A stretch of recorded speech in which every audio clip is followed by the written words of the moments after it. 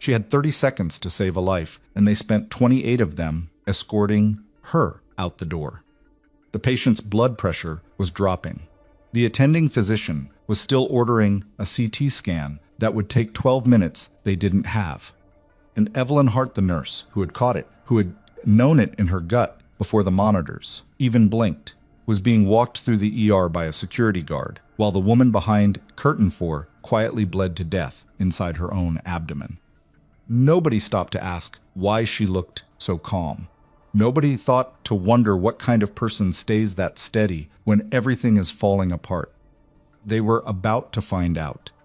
Before we go any further, if stories like this one hit different, if you've ever been overlooked, underestimated, or pushed out of a room where you were the most qualified person there, subscribe to this channel right now.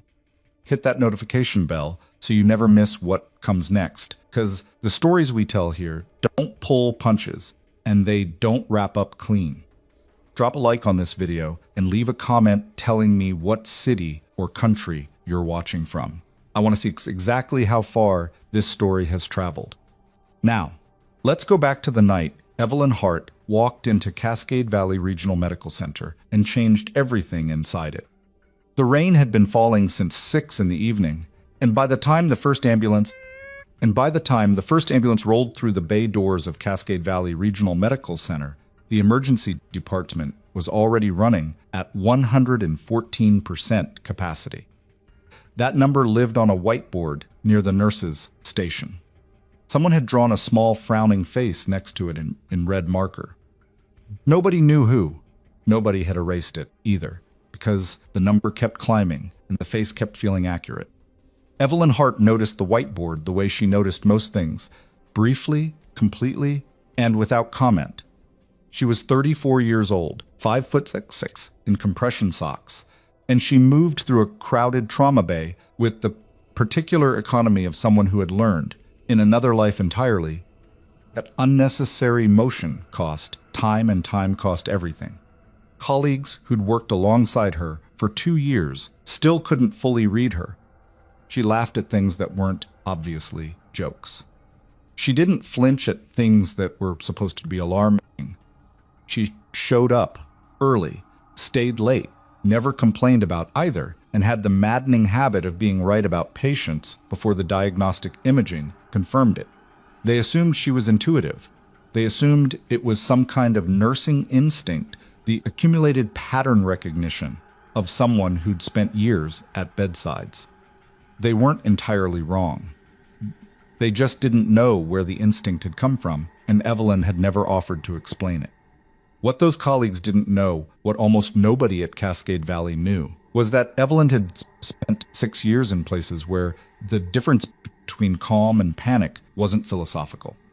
It was biological, where the cost of misreading a patient was not a bad outcome metric on a quarterly report, but a body that didn't make it to the extraction point.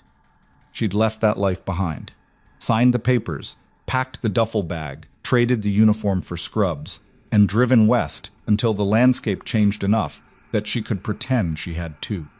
Some things don't come off clean, no matter how hard you scrub.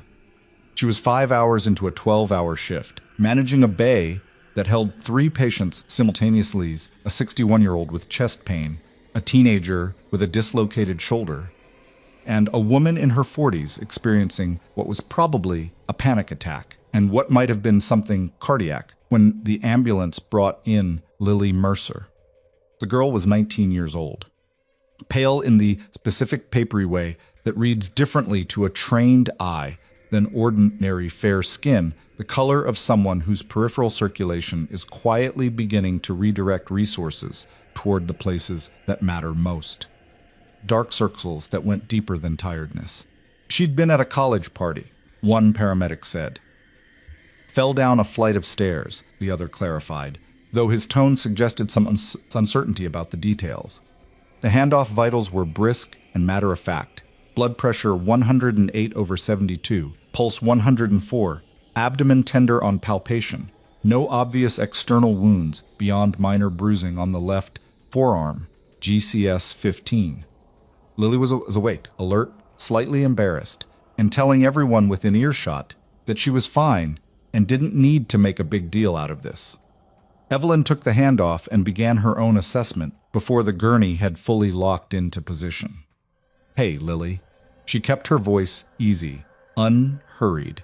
The particular register she'd learned worked on patients who were scared and trying not to show it. "I'm going to press on your stomach in a few spots. Tell me if anything feels sharp, okay? Sharp or different from the general soreness." Lily nodded, braced slightly. Evelyn palpated systematically, working from the less sensitive quadrants toward the area the paramedics had flagged. When she reached the right upper quadrant lateral, near the costal margin, Lily's breath caught. Her face didn't dramatically crumple. It was a controlled wince, the kind people produce for trying to be cooperative and not appear weeks simultaneously. The kind that was easy to miss if you were moving fast, if you had 4 other patients, if you'd already decided picture was going to be straightforward, blunt trauma from a staircase fall. Evelyn noted the location precisely, noted the controlled nature of the response, not the reflexive guarding of generalized peritoneal irritation, but the pointed reaction of a specific site, noted the respiratory pattern shallow, just slightly in the way of someone whose body had quietly decided that deep breathing was currently inadvisable. Noted the heart rate of 104, which in a healthy 19-year-old with no history of anxiety or tachycardia and who was not reporting agonizing pain was a number that needed a reason. She flagged all of it on the intake form in precise, unambiguous language. Then she walked to the nursing station and paged the attending. Dr. Marcus Webb arrived in 90 seconds, which was fast.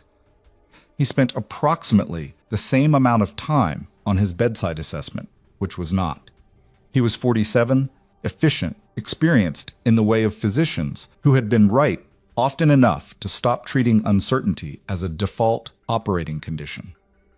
He palpated the abdomen briefly, reviewed the paramedic vitals, noted the mechanism of injury, and reached a conclusion with the confidence of a man who'd made similar calls hundreds of times and been correct the overwhelming majority of them. Past mild, diffuse tenderness consistent with blunt abdominal trauma, he said, already writing the order. CT abdomen and pelvis with contrast. Rule out solid organ injury. Keep her on continuous monitoring. Establish a second IV access, and get a basic metabolic panel.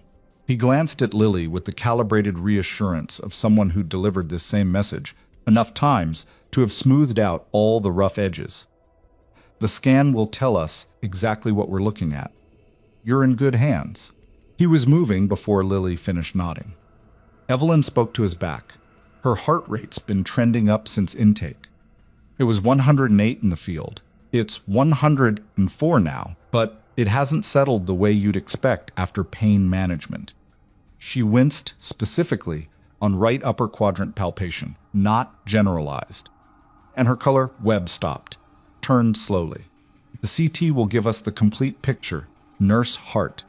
The CT suite has a queue of at least 15 minutes right now, she said.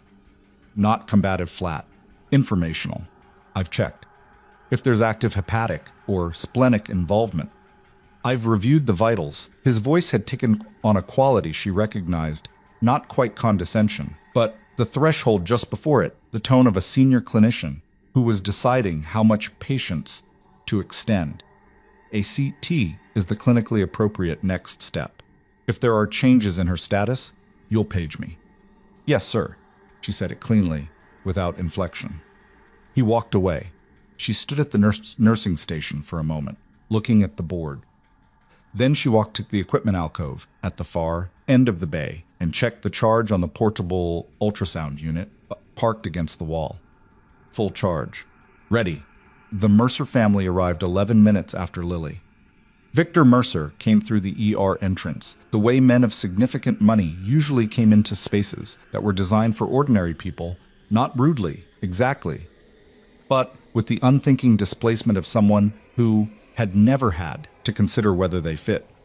He was in his early 50s, silver at the temples, dressed in a sport coat over a collared shirt at nearly 10:30 on a rainy weeknight, which communicated something specific about how he organized his self-presentation, even in crisis.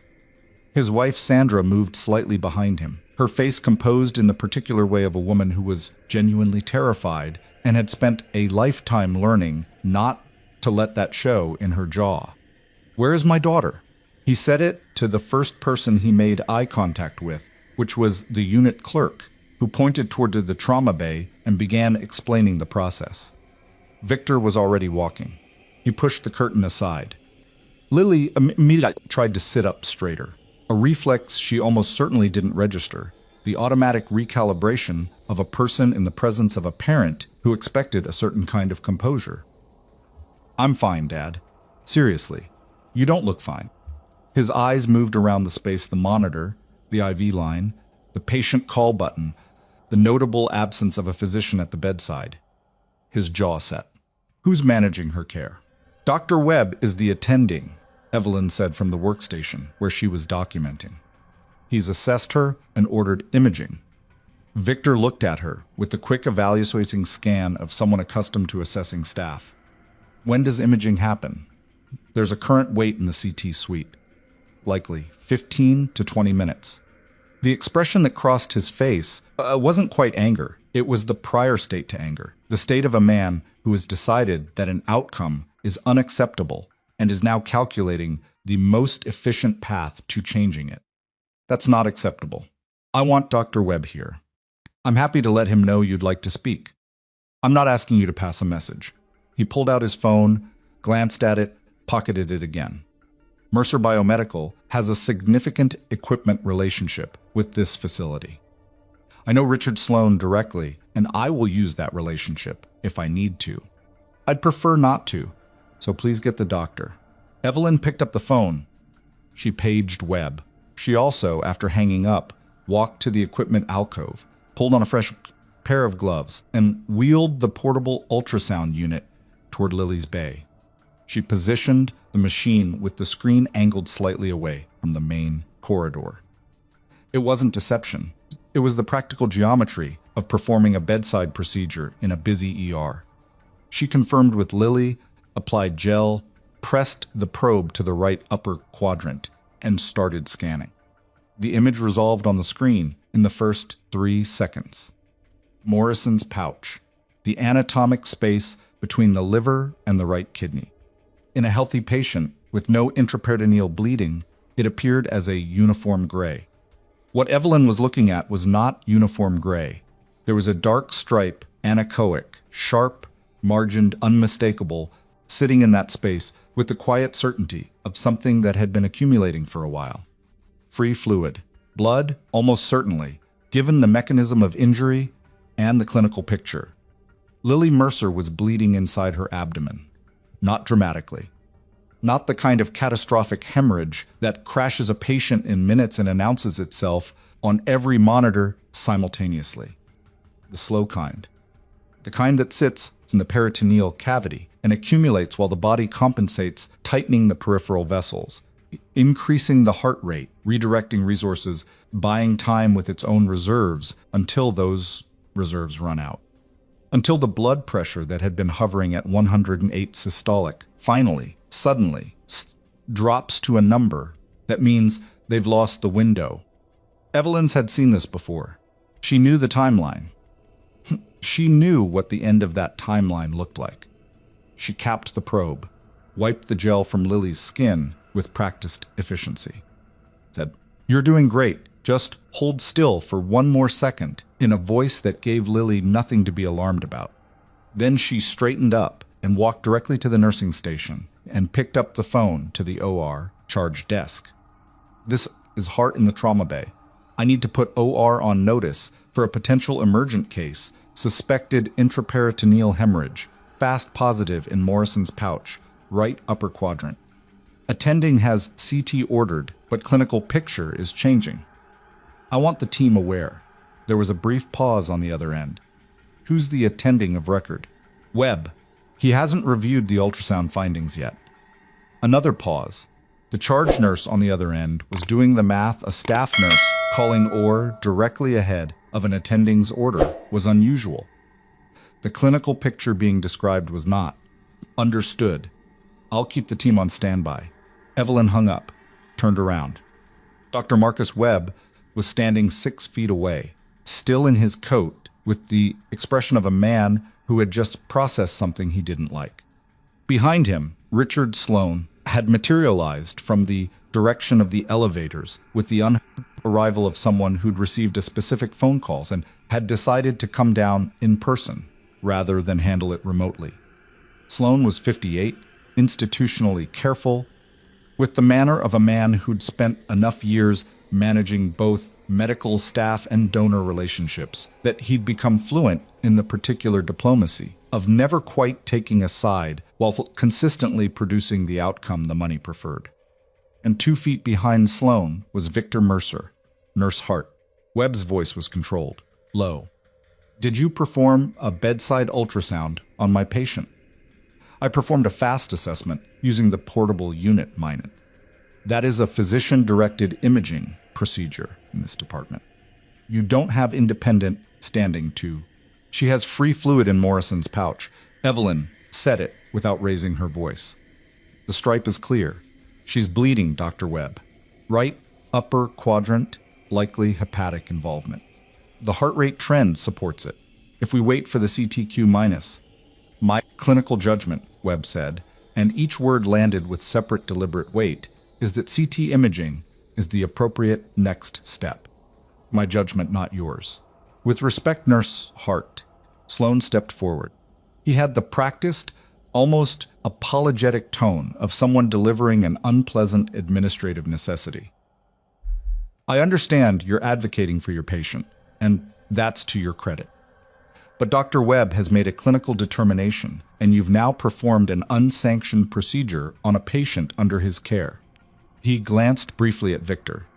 Mr. Mercer has raised concerns about the management of his daughter's case, and given the procedural issue. Her pressure is going to drop, Evelyn said. Not loudly. Just clearly. I'm telling you, right now, it's going to happen, and when it does, there will be a very narrow window. I need you to step back from the patient area, Sloane said. She looked at Webb. He was looking at the floor to his left, not at her, not at Lily, not at the monitor behind Lily's head that was displaying a heart rate of 109. Step back from the patient area, please, Sloane repeated. We'll address the procedural concerns through the appropriate channels. Victor spoke from behind Sloane, addressing the administrator directly. I want it documented that this nurse performed an unauthorized procedure on my daughter against the physician's plan of care, and I want her removed from the case. Of course, Sloane said. He reached for his radio. Caleb Turner was the night security supervisor, a large, even-tempered man who had performed this particular function, escorting a staff member off the floor with minimum drama and maximum discretion, enough times to have developed a reliable process for it. He appeared at the nursing station within 2 minutes of Sloane's call, acknowledged Evelyn with a professional nod that contained neither apology nor judgment, and said, I'll walk you to your personal belongings. Evelyn looked at Lily. The girl was watching from behind the curtain with wide, uncertain eyes, and the particular stillness of someone who understands that something serious is happening, but can't identify exactly what it is. Her pulse was 111 on the monitor. Her systolic was still holding at 106 but not climbing back the way it should have been after the IV line had been running. Evelyn looked at the young resident, who was standing at the edge of the nursing station with a tablet in her hands and an expression that had gone very quiet. Dr. Nadia Osei was 28, second year, the kind of resident who asked careful questions and wrote meticulous notes and had the slightly anxious precision of someone who was still measuring the distance between what they observed and what they were allowed to say about it. Watch the pressure, Evelyn said to her quietly. Directly, not asking permission. Set an alarm threshold at 90 systolic. Don't wait on it. Osei gave one small quick nod. Evelyn dropped her gloves in the biohazard bin, retrieved her badge from the workstation counter, and followed Caleb Turner toward the administrative corridor. The door swung shut behind her. 43 steps to the bench outside the administrative office. She counted without deciding to an old reflex, the kind of repetitive, grounding behavior you pick up when your brain learns that environments can become dangerous without warning. And maintaining spatial awareness is a form of survival. She sat on the metal bench under the exit sign and looked at the hallway's beige wall and thought about nothing in particular and everything specific simultaneously. She thought about the dark stripe on the ultrasound screen. She thought about the timeline, how long a 19-year-old in reasonable physical health could maintain compensatory mechanisms against moderate intraperitoneal hemorrhage before the compensation failed. She ran the numbers quietly in her head, not because she needed to confirm them, but because it was the only useful thing she could currently do with her hands tied. The institutional ventilation hummed. Somewhere above her, the building settled against the wind. The rain had intensified. She could hear it now against the skylight above the administrative corridor, a sustained, low roar that was almost white noise. She pulled out her phone, looked at it without unlocking the screen, thought about calling someone. Couldn't construct a sentence that would make the call useful. Put it away. Waited. 6 minutes and 40 seconds later, she wasn't timing it, but the clock on the wall was directly in her eye line. The administrative corridor door crashed open, and Dr. Nadia Osei came through it at a full sprint, tablet clutched against her chest, face stripped of every professional layer she'd been carefully building for 2 years. She crashed, Osei said, slightly breathless. Systolic dropped to 84. Webb called it. He's taking her to OR. He canceled the CT. She's being prepped now. She stopped 2 feet away and made the specific eye contact of someone delivering the secondary report to the person who'd predicted the primary one. He's ordering O negative pending type and cross. Evelyn stood up. She's AB negative. I ordered the type and cross when she came in. It should be in the system under my login. The result is back. She was already thinking forward, past the blood type, to the next probable gap. If they haven't cross-matched, they need to do it now before they open her. And they'll need surgical teams for hepatic involvement. Does or have a general surgeon with hepatic experience on tonight? Or do they need to call Minus? Webb is already in there. Okay, she stopped herself. Took one measured breath. Tell the charge nurse the type and cross result is in the system. My login. AB negative. That's the priority. Get the right blood on its way before they're in the abdomen. Osei was already turning back toward the door. Doctor? Osei, she stopped. Evelyn looked at her. You noticed it too, didn't you? Before this. The resident was quiet for a moment. Then I saw her rate trending up. I thought she stopped. Recalibrated. I didn't say anything. You said 2 words when it mattered, Evelyn said. That counts. Osei held her gaze for 1 second, then pushed through the door at a run. Evelyn stood in the doorway and didn't cross the threshold. She pressed one hand against the frame, not for support, just the physical anchor of something solid, and breathed through the next few minutes the way she'd breathed through worse ones in worse places, evenly, deliberately, measuring the intake and the release and not letting the space between them collapse. Behind that door, a surgical team was cutting open a young woman's abdomen to find bleeding that a nurse with no official standing to perform the diagnostic test had found 40 minutes ago and been removed from the floor for identifying. The rain hammered the skylight above her. Then she heard it. Low at first, so low that she thought for a moment it was a trick of the building's ventilation system, some harmonic produced by the wind and the rain and the ductwork. But it built too fast for that, rising through the frequencies with the relentless mechanical authority of something large and purposeful descending from above. Rhythmic, percussive. The distinctive overlapping pulse of rotor blades, not one aircraft she registered, but multiple, flying in close formation. She looked up at the skylight. Through the water-blurred glass, she could make out the sweeping whitewash of searchlights cutting through the rain and dark. illuminating the clouds from below in wide, deliberate arcs. Those were not med-evac helicopters. The sound was too heavy, too layered. The searchlight pattern was coordinated. This was military aircraft, and it was sitting directly overhead, and Cascade Valley Regional Medical Center was a civilian hospital in a mid-sized Pacific Northwest city with no military installation within 40 miles. Evelyn's hand left the doorframe. Her phone buzzed in her pocket. She retrieved it and looked at the screen. Unknown number. She had approximately 15 numbers saved in her contacts. She almost never got calls from numbers not in that list. She answered it. Hart. The voice on the other end was male, clipped, calibrated with the specific economy of someone for whom words were functional instruments rather than social ones. Everything in her went still. This is Brigadier General Adrian Cross, the voice said. I'm currently on approach to your location. I need you to stay exactly where you are and not go anywhere. The rotor sound was directly overhead now, pressing down through the roof and the ceiling and the insulation between them, a physical vibration that she could feel in her sternum.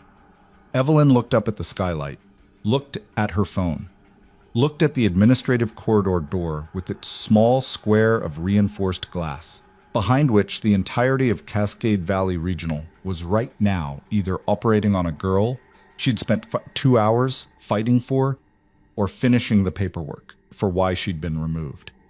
She thought about the last time she'd heard a voice issue an order like that, with that particular timbre of absolute certainty, the complete absence of the verbal padding that civilians used to soften directives into requests. She hadn't heard it in 4 years. I'm not going anywhere, she said. The rotors above her were so loud now that she had to press the phone harder against her ear to hear his response. Good, Cross said, and the line went quiet, and Evelyn Hart stood in a hospital hallway in the rain-loud dark and waited for whatever was coming next, which, based on everything she knew about the man whose voice had just come out of her phone, was going to be nothing she could have predicted, and nothing she was prepared to explain to anyone in this building. The rotors didn't let up. They pressed down through the roof of Cascade Valley Regional with the kind of sound that rearranged the air around it, not just loud but physical, the overlapping percussion of multiple heavy aircraft in close formation, doing something that's civilian airspace over a mid-sized Pacific Northwest city on a rainy Wednesday night had no framework to accommodate. Inside the administrative corridor, the fluorescent light fixtures trembled. A paper evacuation diagram, tacked to the wall, shivered against its pushpins. Evelyn stood with her phone at her side and looked up at the skylight and watched the searchlight wash move in slow, deliberate sweeps through the rain-blurred glass above her. And she did the thing she had learned to do in circumstances that exceeded available context. She stopped trying to predict the shape of what was coming and simply waited for it to arrive. The waiting lasted 4 minutes. She knew because the clock on the wall was still directly in her eye line, and she had nothing else to look at. At minute 2, she heard the roof access door open somewhere above her, the metallic clunk of a heavy-duty latch disengaging, followed by footsteps on the stairwell that connected the rooftop landing pad to the building's interior. Not one set of footsteps, several. Moving with the coordinated cadence of people who had rehearsed this kind of entry before, who knew how to move through an unfamiliar building without bunching up in doorways or losing time to uncertainty. At minute 4, the stairwell door at the end of the administrative corridor opened. The man who came through it first was not what most people pictured when they imagined a brigadier general. Adrian Cross was 51 years old, medium height, lean in the way of someone whose physical condition was functional rather than aesthetic, maintained because the job required it, not because he was interested in how it read. He was in uniform, service dress, with the silver star of his rank on his shoulder, and a face that looked like it had processed a significant volume of difficult information over its lifetime, and arrived at a general policy of not spending energy on expressions that weren't strategically useful. He had two people with him, both in uniform, both moving with the same economy, and he stopped them with one gesture when he spotted Evelyn at the far end of the corridor. He walked the remaining 30 feet alone. Evelyn didn't move. She watched him come and kept her hands at her sides, and her breathing even, which required more active management than she would have liked to admit. Because the last time she had been in the same physical space as Adrian Cross, she had been 28 years old, and he had been the officer who signed her classified deployment orders, and she had spent 4 years since then constructing a version of her life that didn't include either of those facts. He stopped 3 feet from her, looked at her with the direct, undecorated appraisal of someone taking inventory. "You look tired," he said. "I'm on hour 6 of a 12-hour shift," she said. "I just got escorted off the floor." "I know." He said it without inflection. "That's why I'm here." She held his gaze. "How did you find me?" "We've always known where you were, Evelyn." He said it simply, without drama, the way you'd say the file is on the desk, a plain statement of administrative fact that happened to land like a stone in still water. "We just respected that you needed space from it. That situation has changed." She processed that for exactly as long as it took her to decide that demanding the full explanation right now in a hospital hallway while a 19-year-old was in surgery 40 feet away was not the most efficient use of the next 30 seconds. "What situation?" "Multiple things converging," Cross said. "I'll brief you fully, but right now I need to understand the status of the patient you were removed from." She blinked. Of everything she'd expected him to say, that was not the hierarchy she'd anticipated. "Lillies Mercer is in surgery. Internal hemorrhage, right upper quadrant. She crashed about 15 minutes ago. BP dropped to 84 systolic. They canceled the CT and took her straight to OR." She paused. "I identified it an hour ago. They removed me from the floor before it was acted on." Cross was quiet for a moment. Then, "What's the surgical team's current status?" "I don't know. I'm not allowed in the department." He looked at her for another second. Then he turned to the two people behind him and said something in the clipped shorthand of people accustomed to communicating in compressed time. One of them, a woman, late 30s, sharp-featured, nodded and moved toward the stairwell door. The other stayed. General. Evelyn said it before she'd fully decided to. "The patient needs AB negative blood products. I ordered a type and cross when she came in. It should be in the system. If the surgical team doesn't have that information." Kapoor. Cross said it over his shoulder without turning. The woman, already through the stairwell door, was apparently named Kapoor. She heard it, acknowledged it. The door closed. Cross looked back at Evelyn. "Walk with me." He didn't take her back into the ER. He took her up back through the stairwell, one floor, to the hospital's administrative level, where the conference rooms and executive offices sat quiet and largely empty at this hour. He chose a conference room with a window that faced the ambulance bay, and he left the light off. And the two of them stood at the window in the rain-lit dark, and he told her, with the measured economy of someone who had rehearsed the relevant facts, why a brigadier general had landed a pair of Black Hawks on a civilian hospital rooftop on a Wednesday night. It wasn't simple.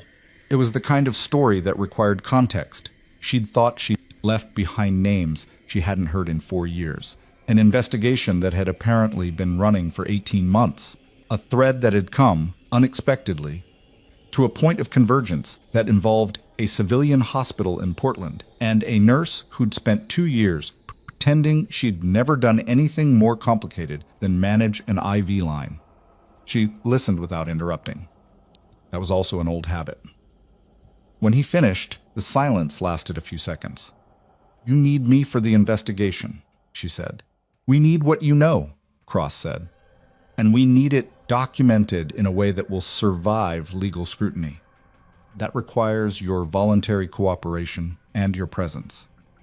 I've been suspended pending an administrative review." "I'm aware of that." "The hospital administrator removed me from the floor based on a donor's complaint," she said. I performed a fast exam that the attending hadn't ordered, and the patient crashed 20 minutes later, exactly the way I said she would. And I'm sitting in a dark conference room while she stopped. Recalibrated. I'm not irrelevant to what's happening in that OR right now, General. I know this patient's case. I know where the bleeding is, and I know what the surgical team is going to find. And if there are complications in there that require someone who has managed trauma at this level. I understand that. Then let me back in. He looked at her. It was the particular look of someone running a rapid cost-benefit calculation that involved variables the other person in the room couldn't fully see. That's not my call to make inside this facility. It could be, she said, if you made it one. Another silence. Longer. Let me see what Kapoor found out, Cross said. What Kapoor had found out arrived via the small radio she carried, in the form of 3 sentences delivered in the same compressed shorthand Cross used, which Evelyn mostly understood because the vocabulary hadn't changed much in 4 years.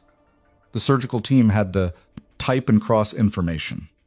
The AB negative blood was being cross-matched and would be available within 8 minutes. And the lead surgeon had encountered a complication that the preoperative picture hadn't fully anticipated. The bleeding was not isolated to the hepatic surface, but appeared to have a secondary source, and they were going to need additional time and possibly a second surgical pair of hands. Cross relayed this to Evelyn in plain language. She was already moving toward the door before he finished the second sentence. I need to be in that department, she said. Evelyn, not in the OR. She turned at the door. I know I can't go in there. But the charge team needs to know what I know about this patient's baseline, her vitals trajectory, the exact location and characteristics of the Morrison's pouch finding as I imaged it. That information could save the surgical team 20 minutes of exploratory work. She held his gaze. You came here for my cooperation. This is what my cooperation looks like right now. I go back in, I help with Lily Mercer, and then I sit down with you and give you everything you need. That's the deal. Cross said nothing for 4 seconds. I'll escort you down, he said. The ER, when they came through the stairwell door and back into the main department, went through a visible reorganization of its ambient energy. It was subtle, not a dramatic halt. Not a movie moment where everyone stops and stares, but the particular quality of attention in a busy room shifted when Adrian Cross walked through it in full dress uniform with a brigadier general's star on his shoulder and a deliberate, unhurried stride that made the space around him seem to rearrange itself automatically. Richard Sloane saw them first. He was standing near the nursing station, with a phone pressed to his ear and a half-drunk cup of coffee, going cold in his other hand. And the expression on his face when he registered Cross's uniform went through several phases in approximately 2 seconds surprise. Recalculation, the specific wariness of an administrator who has just recognized that the authority structure in the room has changed in a way his organizational chart did not account for. He ended his call. He moved forward with his hand extended, switching gears with the practiced fluency of someone who'd spent decades managing relationships with institutional donors and officials. Richard Sloane, hospital administrator. I wasn't informed. No, Cross agreed pleasantly. He shook Sloane's hand once briefly and kept moving. Sloane looked at Evelyn, who was 2 steps behind Cross. His expression shifted again, through surprise into something harder and more specifically directed. Nurse Hart, your suspension is a matter I'll be addressing with your hospital's administration through the appropriate channels, Cross said, without breaking stride or turning around. In the meantime, I need Nurse Hart to assist with a patient care matter. Sloane's mouth opened, closed. He looked at the silver star on Cross's shoulder, with the expression of a man rapidly recalculating which of his established relationships currently carried more institutional weight, and arriving at an answer he didn't particularly like. He didn't stop them. Dr. Marcus Webb was harder. He was at the McClellan nursing when they came through pulling up Lily's preoperative chart on the workstation terminal and when he looked up and saw Cross in uniform and Evelyn behind him, the expression that crossed his face was more complex than Sloane's, less about power dynamics and more about the specific, uncomfortable experience of being a competent physician who has just had their clinical judgment retrospectively challenged by events. He straightened up, addressed Cross directly, which was the right instinct, even if the wrong conversation opener. General Cross, I'm Dr. Marcus Webb, attending physician on the Mercer case. I'm not sure what's brought you to our department, but I need to clarify that the patient is currently in surgery, and I know she's in surgery, Cross said. I understand there's a secondary hemorrhage source that the team didn't anticipate. Webb blinked. How did you... I need Nurse Hart to brief your charge team on the imaging characteristics she documented during her bedside assessment. The exact location and presentation of the Morrison's pouch finding, and any secondary signs she noted during the exam. Cross paused. One beat. That information is relevant to what your surgical team is currently navigating. Webb looked at Evelyn. It was a different look than the one he'd given her 40 minutes ago, not softer. Exactly, but fractured at the edges, the look of someone whose certainty has developed a visible crack that they haven't yet decided how to address. You saw secondary indicators? He said. His voice was quieter. Right upper quadrant, lateral margin, she said. There was a secondary stripe, smaller, inferior to the main pocket. I noted it, but didn't include it in what I reported to you. Because the primary finding was the immediate priority. She held his gaze without making a thing of it. If the surgical team knows to look inferior and lateral to the primary site, they might find the secondary source faster. Webb was quiet for 3 full seconds. Then he picked up the surgical suite phone. The next hour and 40 minutes were the specific kind of difficult that doesn't announce itself dramatically, but accumulates in the body like ballast weight you carry in your shoulders and your jaw without noticing until you stop. Moving and realize you've been rigid for a long time. Evelyn relayed everything she'd documented, the precise coordinates of both ultrasound findings, the vital signs trend, the respiratory pattern, the controlled wince, and its exact anatomical location to the OR charge nurse via Webb, who passed it through the surgical suite intercom without editorializing.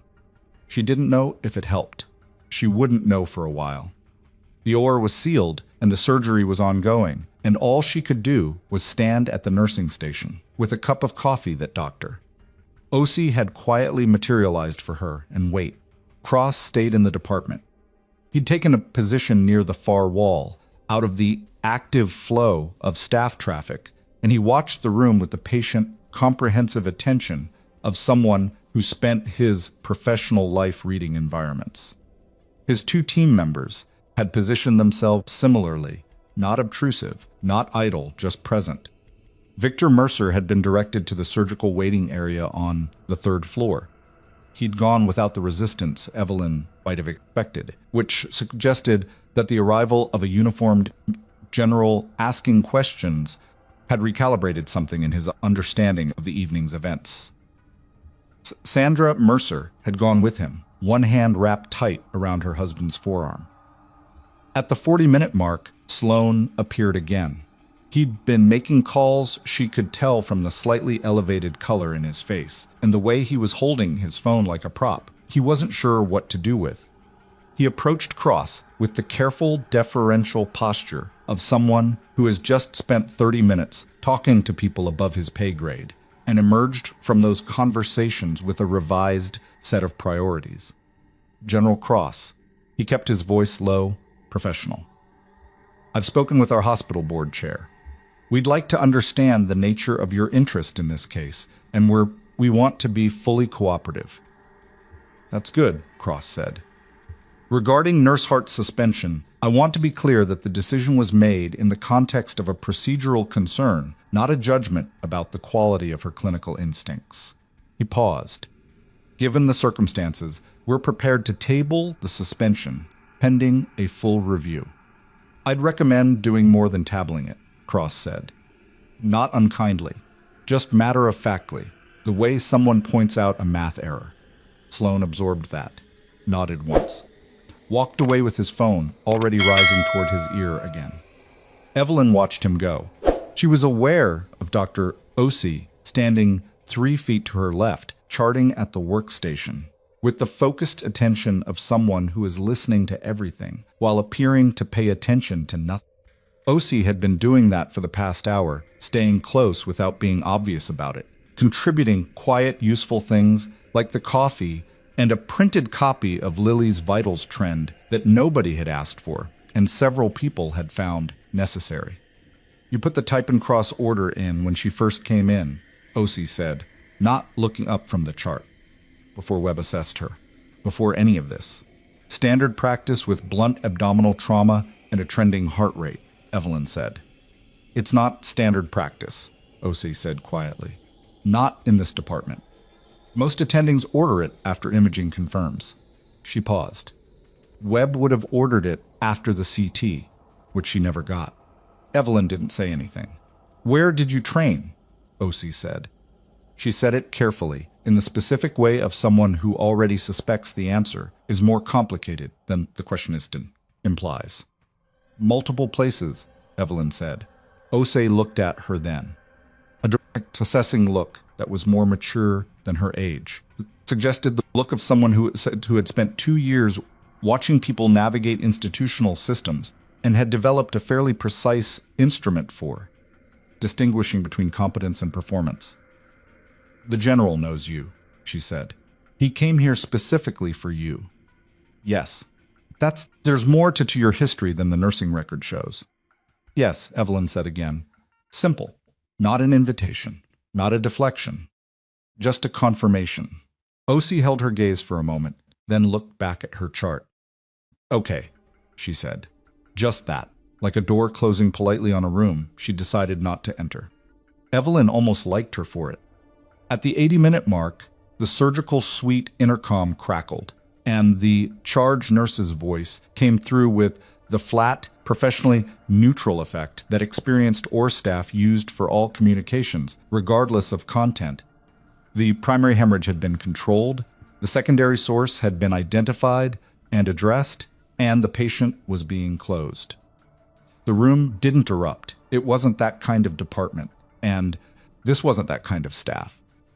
But something in the ambient pressure shifted a collective, almost invisible exhale, the release of tension that had been distributed across a dozen people's shoulders for the past hour and a half. Evelyn set down her coffee cup. Her hands, she noticed, were completely steady. They always were. It was one of the things she both relied on, and occasionally found faintly troubling about herself, the way her body refused to perform distress, even when she was actually experiencing it, even when there was someone worth experiencing it for. Cross appeared at her shoulder. She's stable? Being closed, Evelyn said. They found the secondary source. She paused. They found it. He said nothing. He didn't have to. Victor Mercer came back from the surgical waiting area 7 minutes later, moving fast, slightly breathless, with Sandra 2 steps behind him, matching his pace. He'd clearly received a preliminary call from the surgical team and had not fully processed it, yet his face had the raw, undefended quality of someone whose adrenaline was still running and whose composure had not yet reassembled itself. He came to a stop in the middle of the trauma bay, looked around, found Evelyn at the nursing station. Something moved through his face. It wasn't simple. It wasn't a clean pivot from antagonism to gratitude, because people didn't work that way in the moments immediately after terror. It was more complicated and more human than that. He looked at her the way someone looks at a thing they got wrong about, not with full comprehension yet, but with the beginning of it, the uncomfortable dawning of a recalculation that was going to cost him something. He opened his mouth. Before he could speak, Cross stepped forward from the wall where he'd been standing, and he moved with the quiet authority of a man who has decided that a particular moment requires a particular shape, and he stopped 2 feet from Victor Mercer and said, calmly, "Mr. Mercer, I'm Brigadier General Adrian Cross. I'd like to take a few minutes with you privately, if you're willing. Victor looked at him, looked at the uniform, looked at Evelyn, then back at Cross. What is this about? Several things, Cross said, including Nurse Hart. Victor Mercer stood in the middle of the Cascade Valley Regional Trauma Bay at midnight, and for the first time in the entire evening, he had the look of a man who did not know what came next. Cross turned, looked at Evelyn with the direct economical communication of someone who'd worked with her long enough to trust her read of a situation. He tilted his head slightly toward the nursing station your call, and waited. Evelyn looked at Victor, at his wife behind him, one hand still on his arm, watching with the careful, steady attention of a woman who'd spent decades absorbing the consequences of other people's certainties. At Sloan, reappearing from the administrative corridor, with a different energy than he'd had an hour ago, smaller, recalibrated, still processing. At Osei, at the workstation, not looking up but utterly present. Then Evelyn looked at the trauma bay, the curtains, then the monitors, the familiar controlled chaos of a department that had been running at 114% capacity since 6 o'clock and was still running because it didn't stop, because it never stopped, because the people in it stayed and the work continued regardless of what any one shift contained. She turned back to the nursing station, picked up a patient chart that needed completing, sat down. "I have work to do," she said. And the OR charge intercom crackled again. And this time, the voice said the patient was stable in recovery and asking for her parents. And Victor Mercer made a sound that was not quite a word and moved toward the elevator. And Cross watched the room for a moment with an expression that was as close to something complicated as his face usually got. He crossed to the nursing station and stood beside Evelyn. She was already writing. "We still need to talk," he said. "I know," she said without looking up. "Give me 20 minutes. He nodded, started to move away, then stopped. "There's something you should know before we sit down," he said. His voice had dropped, gone quieter, in the specific way of someone introducing information that changes the dimensions of the conversation ahead. "The investigation I told you about upstairs, the thing that brought us here tonight, it connects back further than 18 months. He paused. "It connects to your last deployment." Evelyn's pen stopped moving. Specifically, Cross said, "It connects to the mission in the Korengal where you pulled 4 men out of a burning vehicle under direct fire, and nobody wrote an accurate report about what happened because the officer who was supposed to write it had reasons to want. That night erased from the record." He paused again. "Let that sit.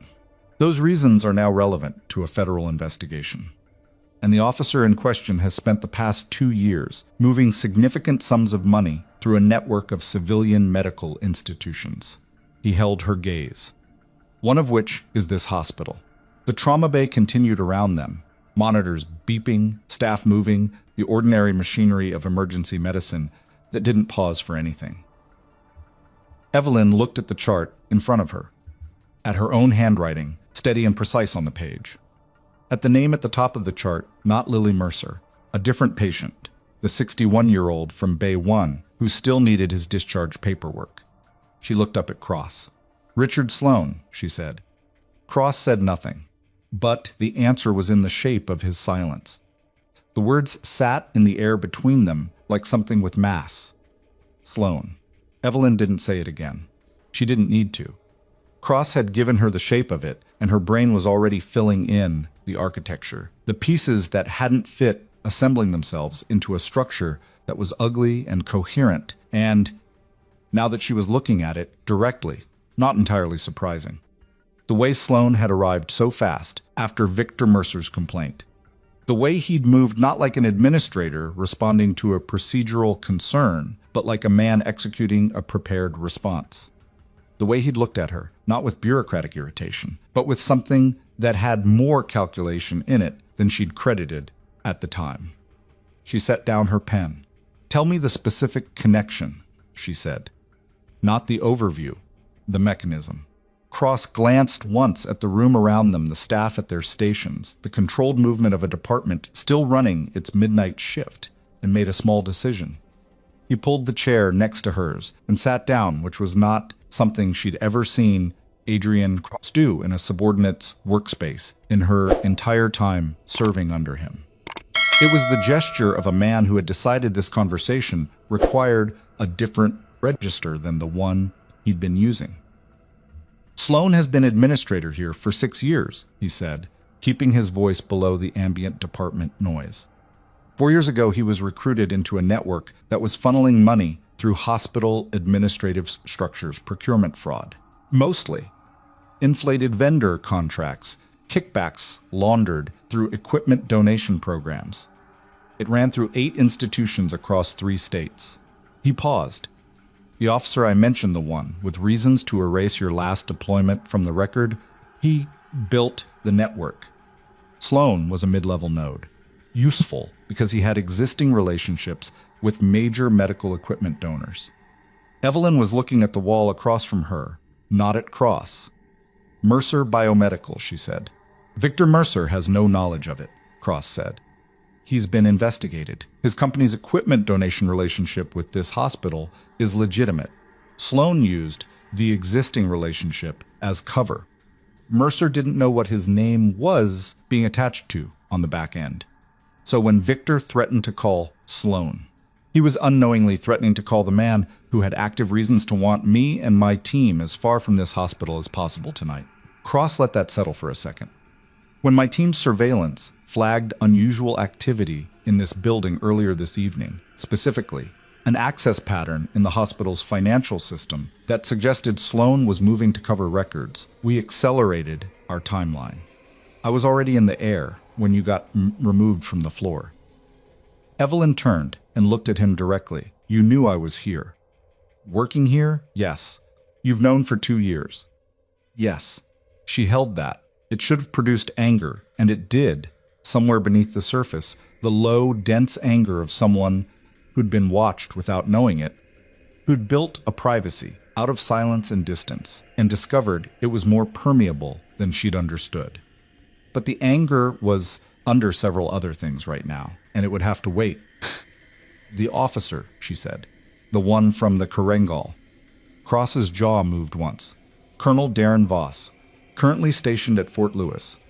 He's been aware of the investigation's progress. When I filed the preliminary action order 2 days ago, someone in the JAG chain with access to Voss flagged it to him. He's been taking steps since then. What kind of steps?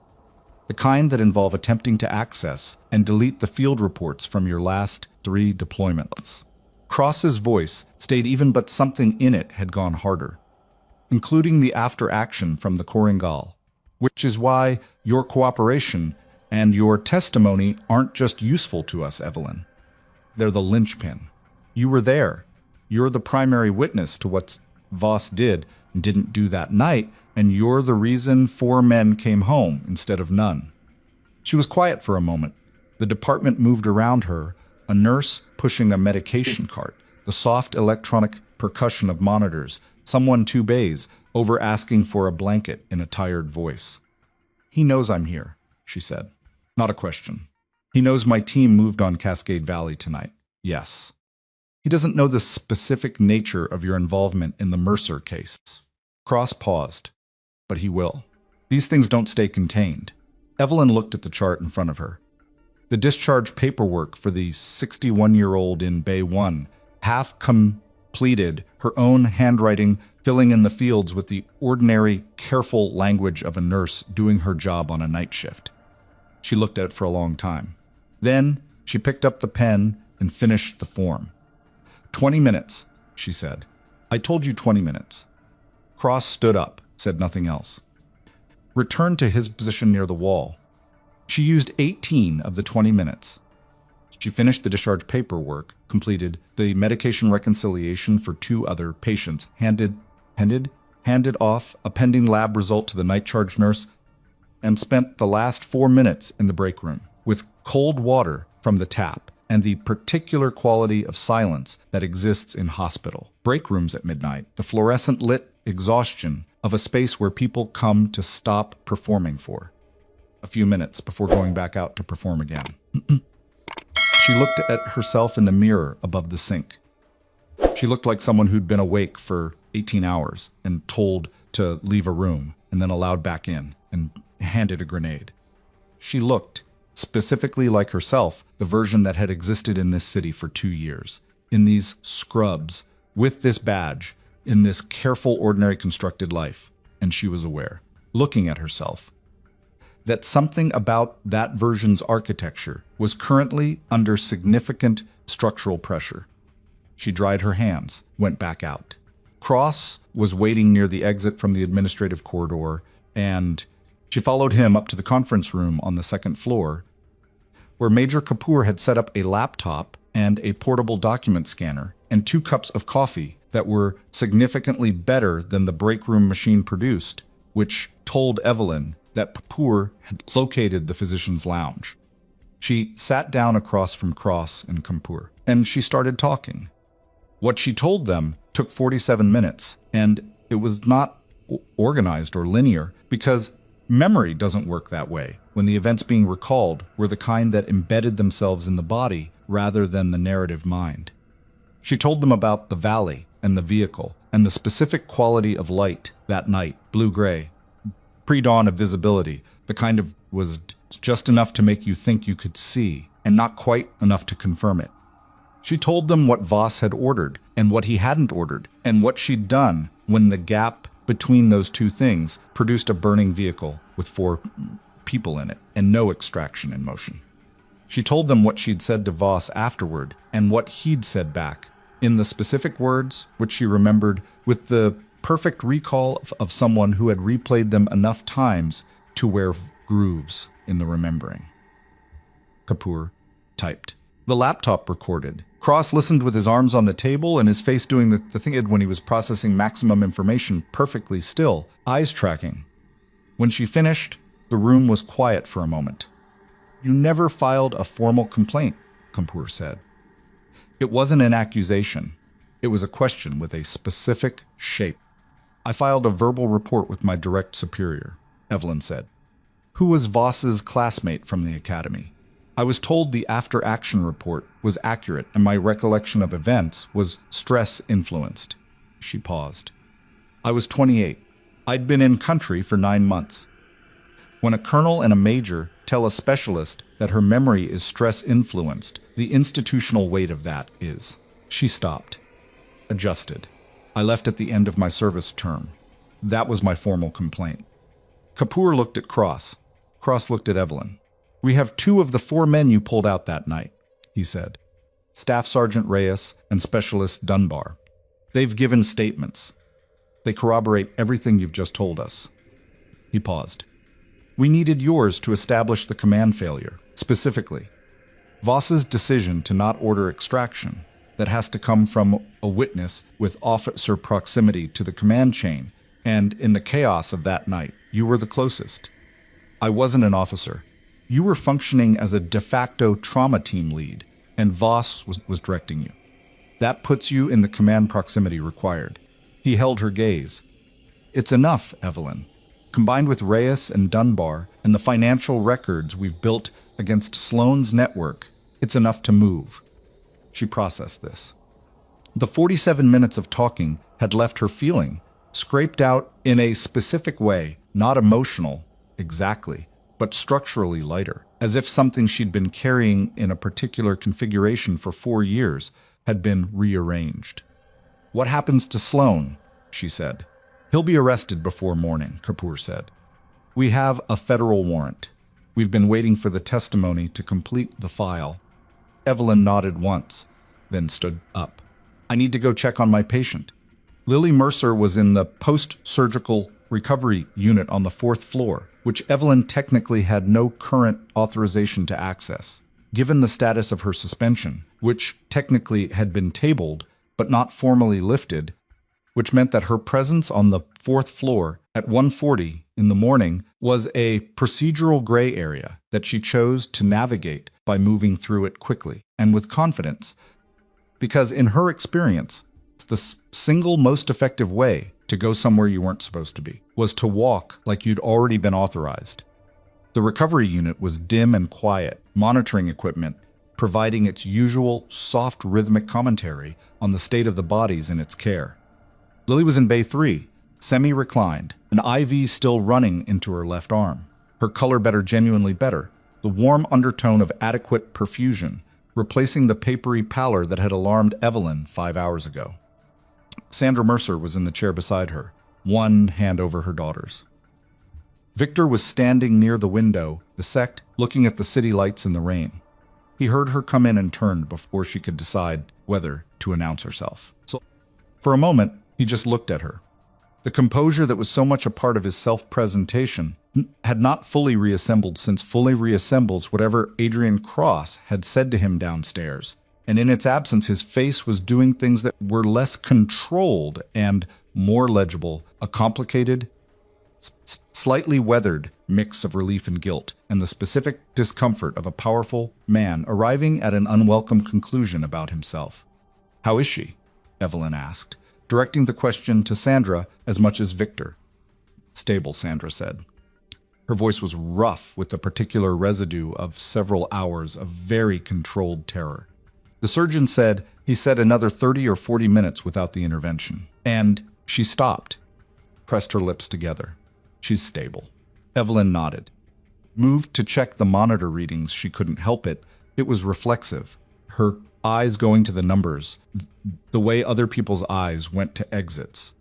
Pulse 78, BP 112/68. Oxygen saturation 98%.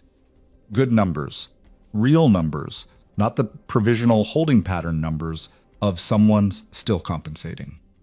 Nurse Hart. Victor's voice. She looked at him. "The general told me some things," he said, "about your background." He paused. He was a man, she sensed, who was accustomed to being precise in his language, a businessman's habit, and he was currently struggling with the fact that precision required acknowledging something the vocabulary didn't quite reach. "I made assumptions about you tonight that were not based on anything real. And those assumptions affected decisions that could have..." He stopped again. "Your daughter is stable," Evelyn said, "because of you. Because a surgical team operated on her correctly. I just told them where to look." He held her gaze. His eyes were red at the rims, not from crying, she thought, but from the sustained physical effort of not doing so in a public setting.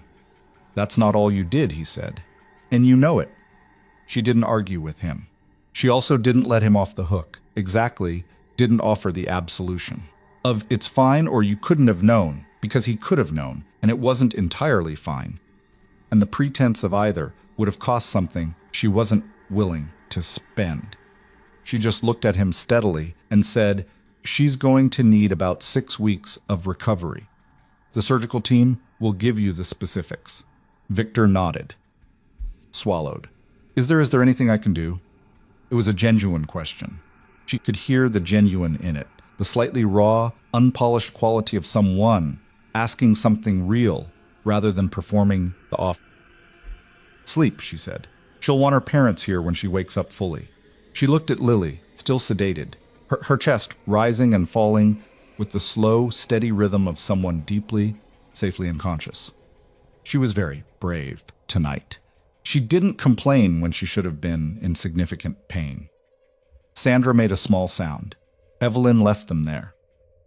Back on the main floor, the department had cycled into the late-night rhythm, the post-midnight stretch, where the chaos of early evening had settled into the quieter, more procedural pace of a unit that was still busy, but no longer overwhelmed.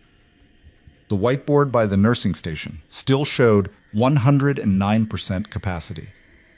The frowning face was still there in red marker. Cross was waiting near the nursing station. Beside him, speaking in the low-controlled tone of an executive who had spent the last hour and a half on the phone with people above both their heads, was Richard Sloan. And beside Sloan, Evelyn registered with a shift of attention, was a man she didn't recognize, early 50s, civilian clothes, the specific type of stillness that read as legal training.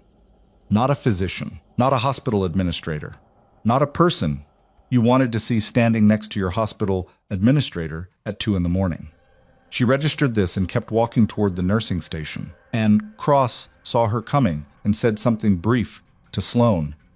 And Sloane turned and looked at her with an expression that had changed substantially from any version she'd seen earlier in the evening.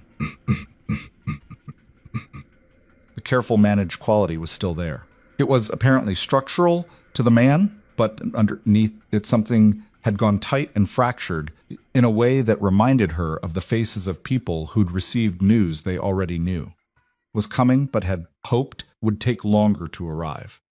Nurse Hart. He said her name like a man placing a bet he knows he's already lost.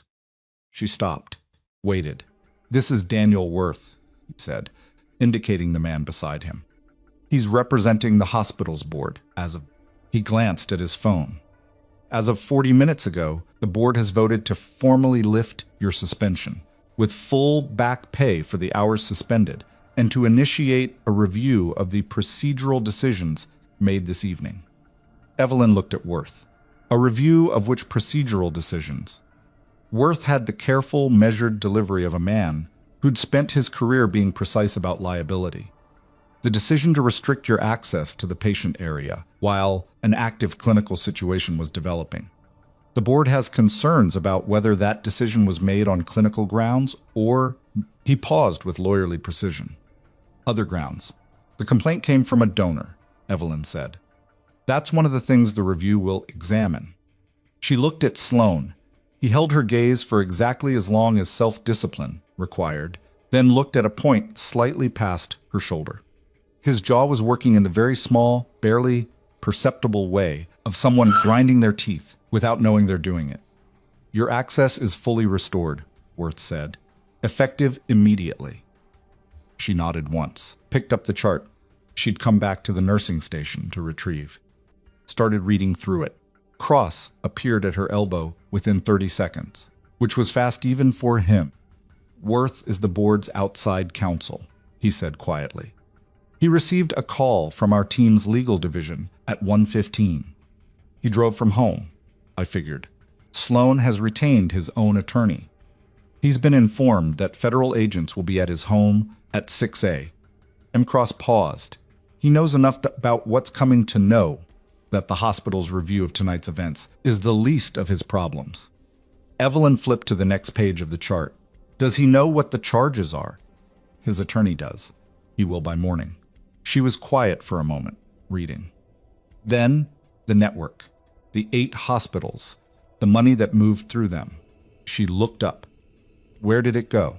Ultimately, Cross held her gaze. Defense contractor payments offshore to shell companies that were used to fund equipment procurement at 3 forward operating bases in Afghanistan. Off-book procurement, the kind of procurement that doesn't have oversight, because the money reaching it has already been laundered through enough institutional structures that its origin is obscured. He paused. The kind of procurement that allows a field officer to acquire equipment and resources without accounting for how they're used, or on whose orders. She understood then, not just the financial mechanism. She'd understood the shape of that from what he told her upstairs. She understood the why, the reason Voss had built the network, the reason the Korengal mattered, the reason erasing that night's record was worth enough to construct an elaborate money laundering architecture across 8 hospital systems. The equipment that night, the extraction vehicle that hadn't come, the burning wreckage that she'd run toward while the officer responsible for ordering the response stood 30 feet back and made a different calculation. Voss hadn't failed to act. He'd chosen not to act. And the reason he'd chosen not to act was connected to equipment in that valley that shouldn't have been there under legitimate procurement equipment, whose existence on an official after-action report would have generated questions that led places he couldn't afford them to lead. 4 men had nearly burned to death in a vehicle in the Korengal so that Darren Voss could keep a procurement ledger clean. Evelyn set down the chart. "He's still at Fort Lewis," she said. "He was as of 6 hours ago, when your preliminary action order was filed 2 days ago and someone flagged it to him. She looked at Cross. You said he's been taking steps. What specifically? Beyond the record access attempts. Cross was quiet for 1 second. The quality of that second was different from his usual considered silences. It was the silence of a man choosing how much of a problem to transfer. Kapoor, he said. He didn't raise his voice. Kapoor appeared from the direction of the administrative corridor within 15 seconds, which meant she'd been close, and she'd been waiting for this. We got the update from Fort Lewis? Cross said. Yes, sir. Kapoor's voice was level. Voss left the base at 2347. Personal vehicle. He told his aide he was going home. He didn't go home. Evelyn was looking at Kapoor. Where did he go? Kapoor glanced at Cross. He gave her the smallest nod. We don't know yet, Kapoor said. We have his vehicle on cameras heading south on I-5. He stopped at a rest area outside of Olympia, and the camera coverage drops.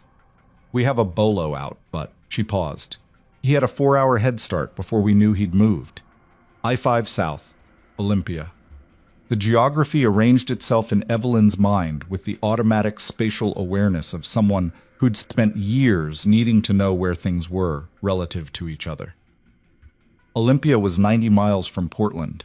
4-hour head start, a rest area camera drop. A man who knew a federal case was closing around him and had just learned that the primary witness in that case was in a specific building in a specific city.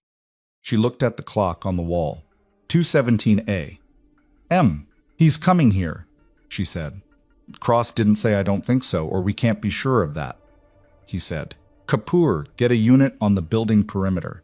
And Kapoor already had her radio in her hand, and the ordinary midnight machinery of Cascade Valley Regional Medical Center continued its rhythmic, indifferent percussion around them, while somewhere on a rain-dark highway, a man with something to lose drove south at whatever speed he thought he could sustain without being stopped.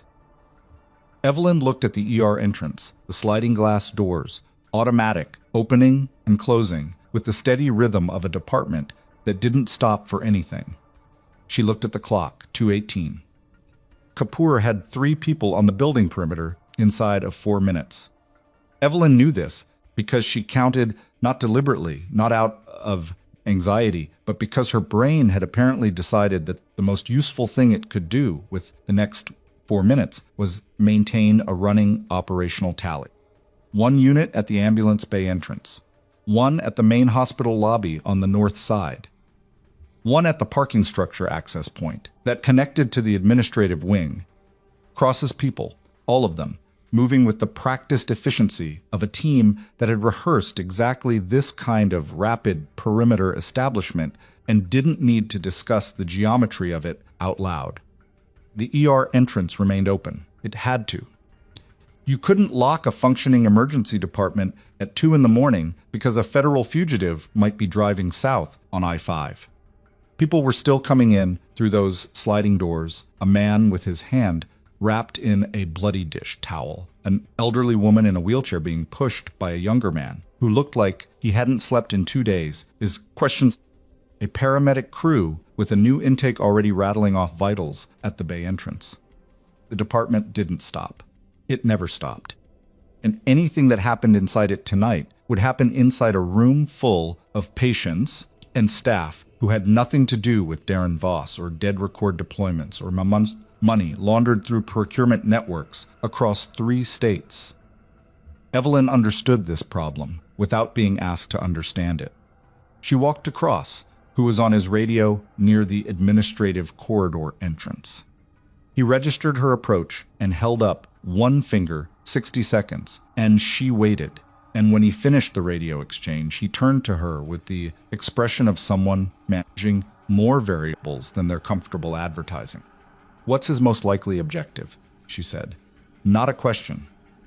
An invitation to confirm what she'd already concluded. Cross looked at her. If he believes you're the primary witness and the testimony is already recorded, his options are limited. He's not coming to destroy the testimony, she said. It's already transmitted to your legal division. He's smart enough to know that. She held Cross's gaze. He's coming because he's done calculating, and he's moved into reaction. And reaction in a man like Voss means control, Cross said. He needs to feel like he's doing something, which makes him less predictable, not more. Cross didn't argue with that. He turned back to his radio. Evelyn turned toward the nursing station and stopped when she nearly walked into Dr. Marcus Webb, who was standing 2 feet from her with a tablet in his hands, and the specific expression of a physician who has spent the last 2 hours revising a significant portion of his professional self-assessment and is not finding the process comfortable. He looked at her. She looked at him. The moment had an awkward, ungainly quality. 2 people who'd been in direct professional conflict 6 hours ago, now occupying the same small space with the knowledge of how that conflict had resolved sitting heavily between them. The secondary hemorrhage source, Webb said. Not preamble. Just the fact, delivered directly, like a man paying a debt he'd rather not owe, but isn't willing to default on. Inferior and lateral to the primary site, exactly where you described it. He paused. The surgical team said, knowing the location ahead of time saved them an estimated 20 to 30 minutes of exploratory work. Good, she said. He was quiet for a second. Then, the fast exam you performed. Your technique, the coverage you got with a bedside unit, the secondary finding identification, that's not standard emergency nursing competency. No, she agreed. Where did you develop it? She met his eyes steadily. Forward operating environments, where you don't have a CT suite and the machine you have is whatever fits in a kit bag, and the patient in front of you is the only diagnostic information you're getting.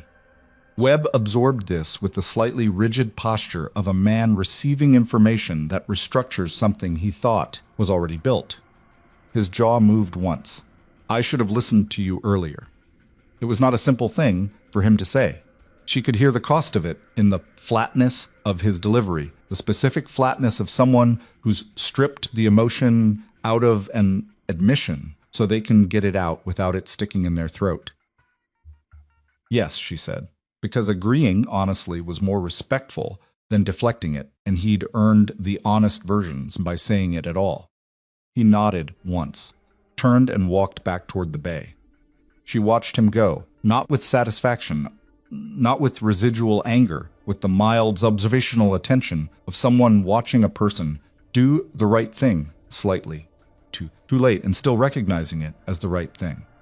Webb was not a villain. He was a competent physician who'd had his certainty exploited by a powerful man's complaint and an institutional culture that valued relationics, that valued donor relationics, more than it was comfortable admitting. That was a more common and more insidious problem than outright bad medicine, and its consequences were real, regardless of its mundanity. Went back to the nursing station and picked up the chart she'd been working on. Met. At 2:47, Kapoor's radio produced a burst of compressed communication that Evelyn parsed from 8 feet away. Vehicle description, partial plate, parking structure on the east sides, and Cross was moving before the last syllable landed. Stay inside the department, he said to Evelyn as he passed. She kept charting. She lasted 90 seconds. Then she set down her pen, told the charge nurse she was taking a 10-minute break, and walked toward the unhurried administrative corridor with the purposeful, unhurried of someone somewhere. They have every right to go. She went up the stairwell to the second floor and moved to the window at the end of the administrative corridor, the one that looked out over the east side of the building, over the covered entrance to the parking structure. The rain had led up to a fine mist. The parking structure entrance was lit by the amber glow of its own interior lighting, and she could see, at the edge of that glow, 2 of Cross's people positioned the seals, the concrete pillar at the structure's vehicle exit. A third was moving along the building's exterior wall, in the shadows, to the left of the entrance, moving with the deliberate, patient economy of someone who had done this in conditions that made a rainy hospital parking structure look like a training exercise. She couldn't see Cross, which meant he was already inside the structure. What she could see was the car. It was parked at an angle in one of the visitor spots, near the structure's pedestrian entrance, a dark blue sedan, 4 years old. Nothing distinctive about it. The kind of vehicle that was specifically chosen to be unremarkable. Oregon plates, he'd either swapped plates or had a second vehicle she hadn't known about. The driver's door was open. The car was empty. She looked at the pedestrian entrance to the structure, the glass door that connected the parking level to the hospital's interior stairwell, the east side. It was just closing. She was already moving. The east stairwell was not the one she'd used earlier.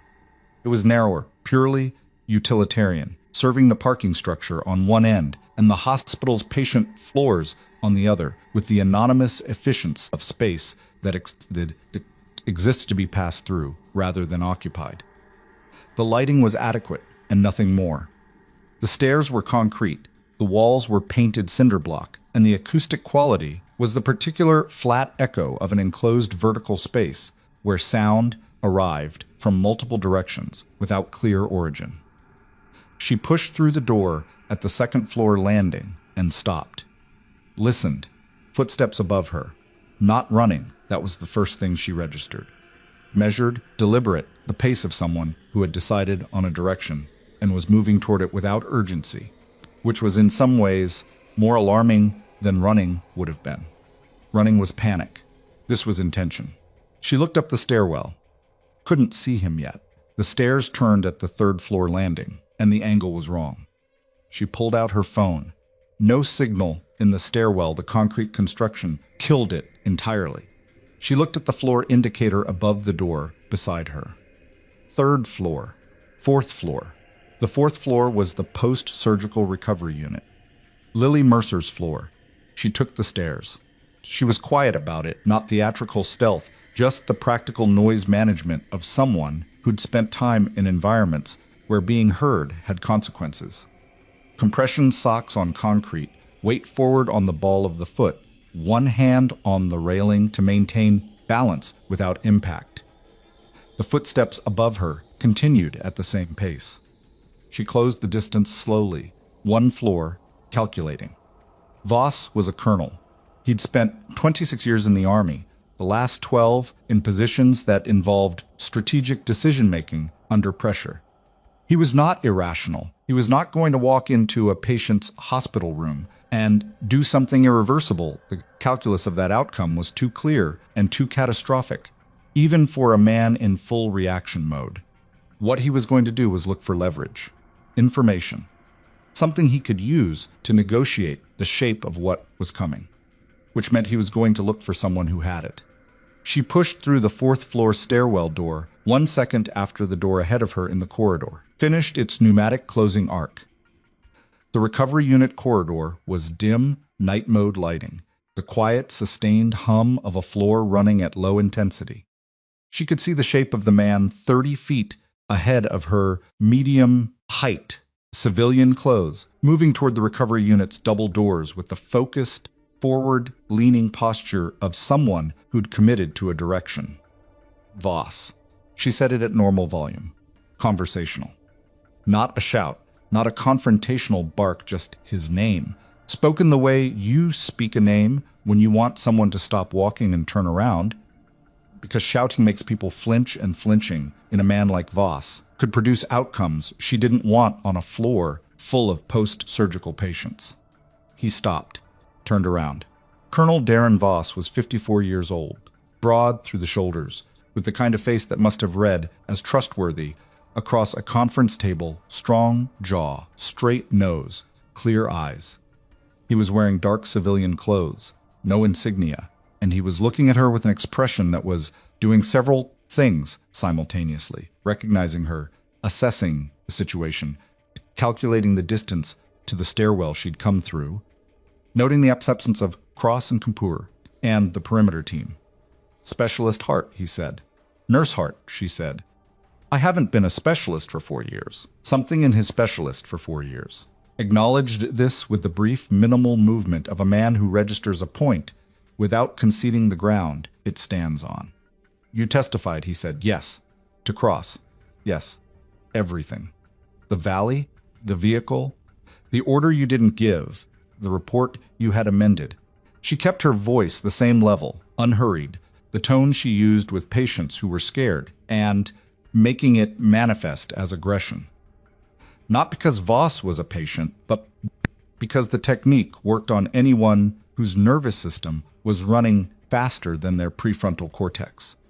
You drove 4 hours because you thought you could do something about that. You can't. His jaw tightened, just as once controlled immediately. The testimony of a single combat medic against a 26-year service record. Plus Reyes and Dunbar, she said. Plus the financial records from 8 hospital procurement systems. Plus whatever they've pulled from Sloan's files tonight, which I'm told is substantial. She paused. Plus the phone records, which apparently show 17 calls between you and Sloan's personal cell in the 30 days before the preliminary action order was filed. It was very still. You drove down here to find someone to trade with, she said. There's no trade available. The file is complete without anything you're holding. You don't know what I'm holding. You're holding 4 years of hoping this specific conversation would never happen. She held his gaze directly. That's what you're holding. And it is not going to get you anything useful tonight. Something moved through his face, complicated, layered, the passage of several things at once. She'd expected anger, and there was some of that, but underneath it was something that looked more like exhaustion. The specific exhaustion of a man who'd been maintaining a structure for a very long time and was finally standing close enough to the thing he'd been afraid of to understand that the structure wasn't going to hold. He took one step toward her. The stairwell door behind Evelyn opened. Cross came through it first, followed by Kapoor and one other, and they moved into the corridor with the coordinated unhaste of people who'd identified their target and were completing the geometry of a containment that was already effectively finished. Voss looked at Cross, at the people with him. At the corridor, the closed stairwell door at the far end that had Kapoor's third person behind it, she registered from the slight shift in Voss's eyes. He was counting exits, finding none that weren't covered, completing the same calculation she'd already completed on his behalf. Colonel Voss, Cross's voice was exactly what it always was, level, without ceremony, the voice of someone delivering a fact. There's a federal warrant with your name on it. We'd like to make this simple. Voss looked at Evelyn one more time. It was a long look, not threatening, not pleading. The look of a man trying to find something to hold on to in a place that had run out of handholds. Finally or fivings at the face of the person who'd been in that valley with him, and taking one long, clear look at what that face was doing. What it was doing was nothing dramatic. She was just standing there, steady as she'd been all evening, watching him make the only decision that was still available to him. He put his hands out at his sides, palms forward. Cross nodded to Kapoor. They didn't process Voss in the hospital. There were federal protocols for this kind of arrest, jurisdictional procedures, documentation requirements, specific facilities, and none of them involved the 4th floor recovery corridor of a civilian medical center at 3 a.m. Kapoor produced the paperwork. Cross made 2 radio calls.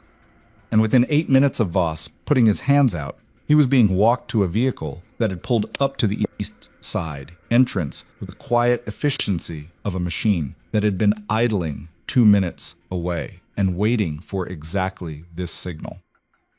Evelyn watched from the 4th floor corridor window as the vehicle pulled away into the rain-misted dark. She watched until its taillights disappeared around the corner of the parking structure. Then she stood there for another moment, in the empty corridor, the night mode, lighting the low hum of the recovery unit's equipment, the distant soft rhythm of a floor full of people healing in their sleep.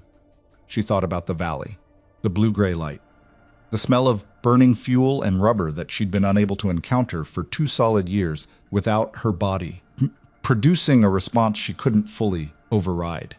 She thought about Reyes, who she hadn't spoken to in 4 years, and who had apparently quietly given a statement to federal investigators about a night they'd never discussed.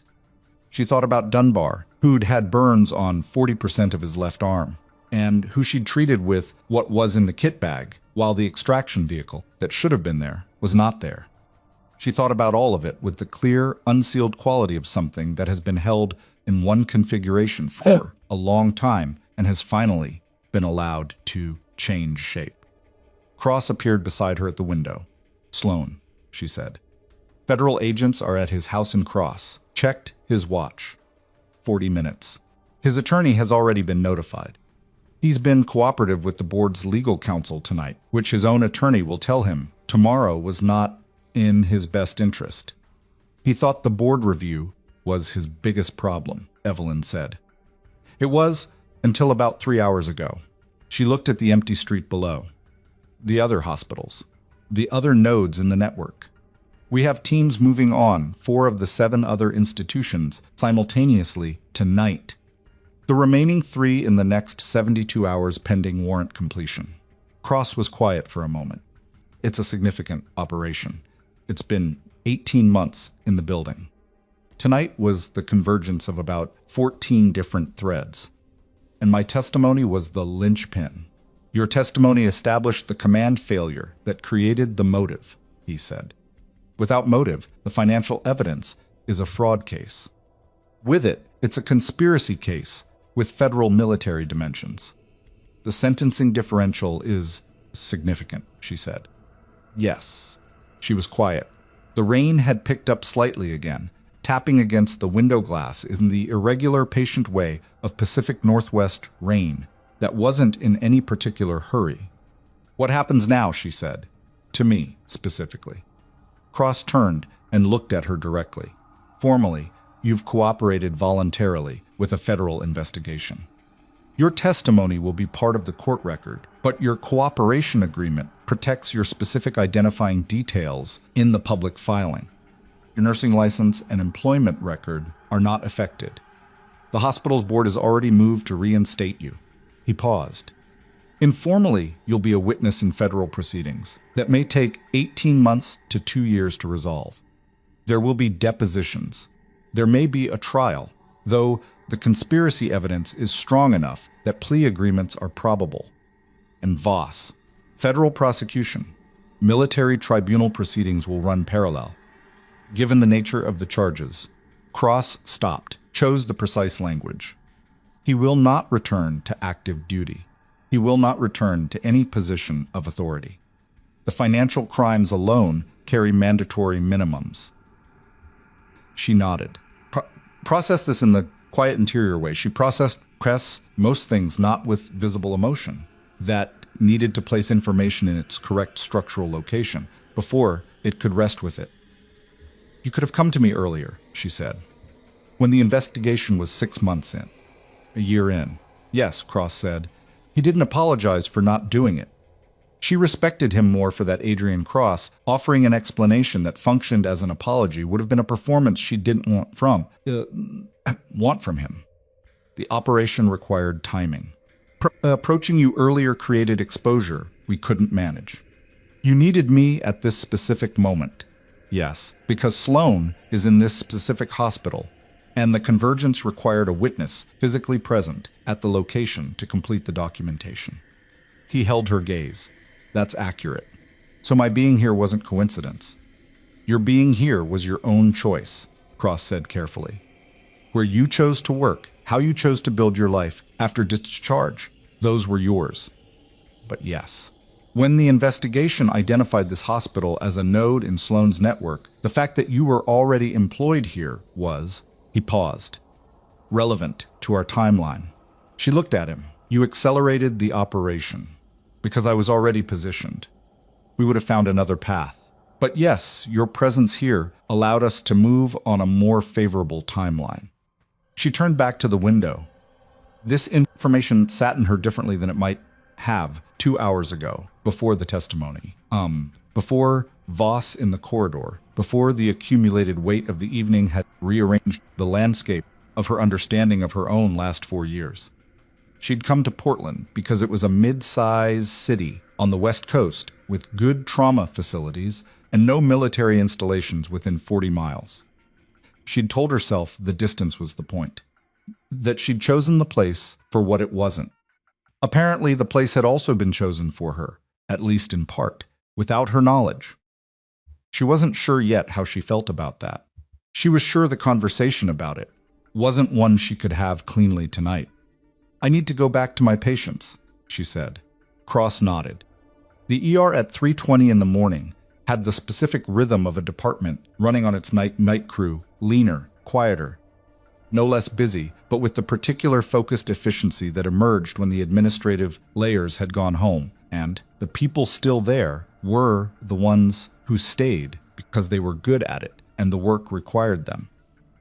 Evelyn came through the stairwell door, clipped her badge, and went directly to the nursing station. Priya Sandhu, the travel nurse from Bay 6, looked up from her charting. She'd been working the full shift. Her eyes were the particular shade of exhausted that preceded a second wind or a complete failure to achieve one, and she was apparently still waiting to find out which. "You're back," Priya said. "I'm back. The general left about 10 minutes ago." Priya delivered this with the careful neutrality of someone who had spent the last 3 hours watching extraordinary things happen and had decided to process them later when she was not on shift. "And Sloan?" "Yes. And Dr. Webb, he's been different since you came back. He asked me 3 times in the last hour if I'd flagged anything unusual in the vital signs for the patients in bays 2 and 5. Priya paused. "He's never asked me that before." Evelyn picked up the Bay 2 chart. "Read it. BP trending slightly low in Bay 2 has been for about 40 minutes. Did you note it?" "I noted it." He checked it. He adjusted the fluid rate. Priya paused again. "He didn't wait for me to bring it to him," he asked. Evelyn set the chart down, picked up Bay 5. "The young resident," Priya said. "OC. She went home an hour ago, end of shift. But before she left, she asked me to tell you." Priya looked down at a sticky note she'd apparently prepared for this. "She said to tell you she's going to remember the fast protocol differently from now on. That's all. Just that." Evelyn read the Bay 5 chart, made a small notation, set it back in the rack. "Okay," she said. She refilled her coffee, pulled up the next pending chart in the queue, and went back to work. At 4:15, a man came through the entrance with a laceration on his left forearm that needed irrigation and suturing, and Evelyn managed his care with the brisk, thorough attention she gave every patient, and he went home at 5 with 8 sutures and discharge instructions he probably wouldn't read until morning. At 4:40, a woman came in with chest pain that turned out to be musculoskeletal and not cardiac, and Evelyn was the one who found the history of recent heavy lifting that the intake form hadn't captured, and she documented it precisely and communicated it to Webb, who incorporated it into the diagnostic plan without comment and ordered the right workup, and was correct in his conclusions. At 5:20, with the first gray-blue light of pre-dawn beginning to soften the dark outside the ambulance bay doors, Victor Mercer came back through the ER entrance. He'd come down from the 4th floor. Lily was stable, was sleeping. Sandra was asleep in the chair beside her. He'd apparently decided that sitting in a hospital room listening to his wife breathe and his daughter's monitors beep was not a sustainable state for a man whose particular architecture required forward motion, so he'd come down to the place where things were still happening. He found Evelyn at the nursing station, stood 2 feet from her in the particular posture of a man who has something prepared and is discovering, now that the moment has arrived, that the preparation doesn't quite fit the space. "General Cross told me about your service," he said. "Not the classified details. Just a stop that you spent 6 years in environments that were another stop. He said you're one of the most skilled trauma clinicians he's ever worked alongside." That's a direct quote. He was very specific that I should hear it as a direct quote. Evelyn looked up from the chart she was just completing. Victor's face in the pre-dawn light of the emergency department was older than it had looked 8 hours ago. Not in the time-passing sense, but in the experience-passing sense. The specific aging that happens when a knight takes something from a person that they'd carried without knowing they were carrying it. "I owe you an apology that I'm not equipped to make adequately," he said. "I've been sitting with that for the last 2 hours, and I haven't found the right shape for it."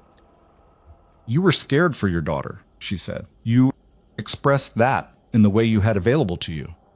"That is extremely generous." "It's accurate," she said. "It's not the same thing." He held that. Then quietly, "She's going to be okay." "Yes," Evelyn said. "She is." He nodded once, looked around the department, the busy, imperfect, relentless space of it, still running at 4% over capacity, the frowning face still on the whiteboard, the monitors still beeping their patient commentary on the state of the bodies in their care. "If there's anything I can." He stopped himself, started again, more carefully. "I have resources. I have relationships with medical foundations. If there's anything that this department needs, or that anyone here needs." He was clearly trying to calibrate the offer so it didn't come out as a transaction, and struggling with it in the way of a man who was accustomed to all his gestures, transactional dimension, and was now trying to operate outside that grammar. She looked at him steadily. "Talk to the department chair in the morning. There's a portable ultrasound training program that's been unfunded for 2 years. The staff who complete it save lives with the skills. That's a need you could fill." He blinked, then nodded, pulled out his phone and typed something, put it away. "I'll call Monday." "Thank you," she said. He left. She looked at the chart in front of her. 3 fields still to complete. She picked up her pen. At 5:47, her phone buzzed. It was a number she didn't recognize, and she answered it with the flat attentiveness of someone who'd learned tonight that unknown numbers could carry significant payloads. Nurse Hart. The voice was unfamiliar, female, middle-aged, bureaucratic in the specific register of a hospital administrator who was not Richard Sloan. "This is Patricia Wren, board chair of Cascade Valley Regional Medical Center. I apologize for the hour. I wanted to reach you before the morning shift change." A pause. "The board met by emergency video call at 4:30 a.m. We voted to formally rescind your suspension, issue a letter of commendation for your clinical performance tonight, and initiate a full review of our administrative response protocols regarding donor-influenced personnel decisions." Another pause. "We've also accepted Mr. Sloan's resignation, effective immediately." Evelyn looked at the whiteboard. 111%. Someone had erased 2 of the percentage points. The frowning face was still there. "I appreciate the call," she said. "I understand it's been an extraordinary night," Wren said. "If there's anything you need from the board." "The ultrasound training program," Evelyn said. "It's been unfunded for 2 years. I'd like that addressed." A brief silence on the other end. The sound of something being written. "I'll add it to Monday's agenda." She said thank you and ended the call and set her phone face down on the nursing station counter and looked at the sliding glass ER doors, which opened at that moment to admit a paramedic crew with a new intake, a man in his 60s, altered mental status, unknown etiology. The paramedic was already talking, rattling off vitals, and Evelyn was already moving, badge swinging against her chest, coffee forgotten, the work pulling her forward the way it always did. The way it had since the first day she'd walked into this department and decided that this was the version of herself she was going to be. She got to the gurney, started her assessment. Found in the intake form a medication list that explained the altered mental status in a way that changed the diagnostic priority immediately, and she flagged it to Webb, who was 3 feet behind her, and Webb looked at the list and said, "Good catch," in the flat, factual voice of someone delivering honest, professional acknowledgement without decorating it. She noted it, didn't stop moving.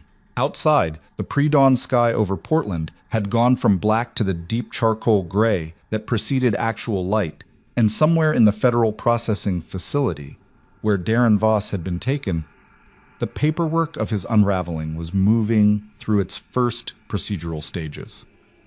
And somewhere in a quiet neighborhood, federal agents were knocking on a door that Richard Sloan had not yet answered, though his attorney had advised him to. And in the Cascade Valley Regional Medical Center Emergency Department, Evelyn Hart was standing at a gurney at 5:53 in the morning. 6 minutes from the end of a 12-hour shift she had never actually left, doing the only thing that had ever made complete and unambiguous sense to her. She was, however, going to need more coffee. She was reaching for the cup she'd abandoned 20 minutes ago when she saw it, a small piece of paper folded once and tucked under the edge of her keyboard. She picked it up, unfolded it. 6 words in neat, deliberate handwriting that she recognized from the careful notations she'd seen all night in patient charts. You were right. I won't forget. Below it, a small letter O, for OC. Evelyn looked at the note for a moment. Then she folded it once and put it in the pocket of her scrubs, over her sternum, and turned back to her patient. The new patient's name was Harold Briggs, 63 years old, retired electrician, and his altered mental status turned out to be a combination of unintentional medication interaction and moderate dehydration that had compounded overnight into something that looked, on initial presentation, like a stroke. It wasn't. Evelyn had flagged the medication list inside 90 seconds of receiving the handoff, identified the interaction, communicated it to Webb with the specific efficiency of someone who had no patience left for indirection. At 6 in the morning, and Webb had adjusted the diagnostic approach accordingly. By 6:40, Harold Briggs was coherent, slightly embarrassed, and asking when he could go home. Few more hours, Evelyn told him. We want your labs to clear and your fluid balance to stabilize. You have someone who can pick you up? My daughter, he said. Then, looking at her with the slightly unfocused gratitude of someone who'd just come back from a frightening place and was still locating themselves in the ordinary world, you figured it out fast. What was wrong? The medication list helped, she said. My regular doctor nobody's ever looked at the whole list like that, all at once. She made a note in his chart. It's easy to miss when the medications are prescribed by different physicians in different systems.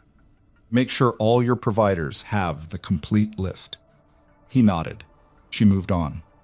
This was the part that nobody made films about, the Harold Briggses of emergency medicine, the cases that didn't have dramatic arcs or military helicopters or federal warrants, just a tired nurse and cautions, a medication list, and the specific, unglamorous competence of knowing what to look for and looking for it. It was also, Evelyn thought, as she moved to the next bay, the part that mattered in the aggregate more than any single dramatic night.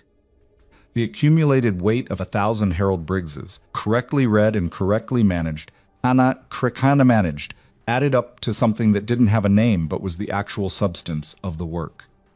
She had 20 minutes left in her shift when the day team began arriving. The handoff was routine and comprehensive in the way she always ran handoffs, every patient, every pending lab, every outstanding order, every subtle clinical note that wouldn't fit cleanly into the chart, but that the oncoming nurse needed to know. The day charge nurse was a compact, precise woman named Helen Garza, who'd worked at Cascade Valley for 9 years and had the particular capability of absorbing a complex without writing anything down and retaining all of it.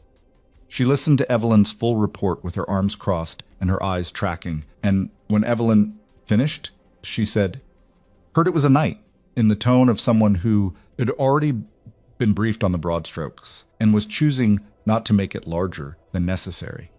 "It was a night," Evelyn agreed. "Sloan's out." Helen said it flatly. Not a question. "Yes. Good. Just that." Helen uncrossed her arms and picked up the first chart. "Go home, Hart."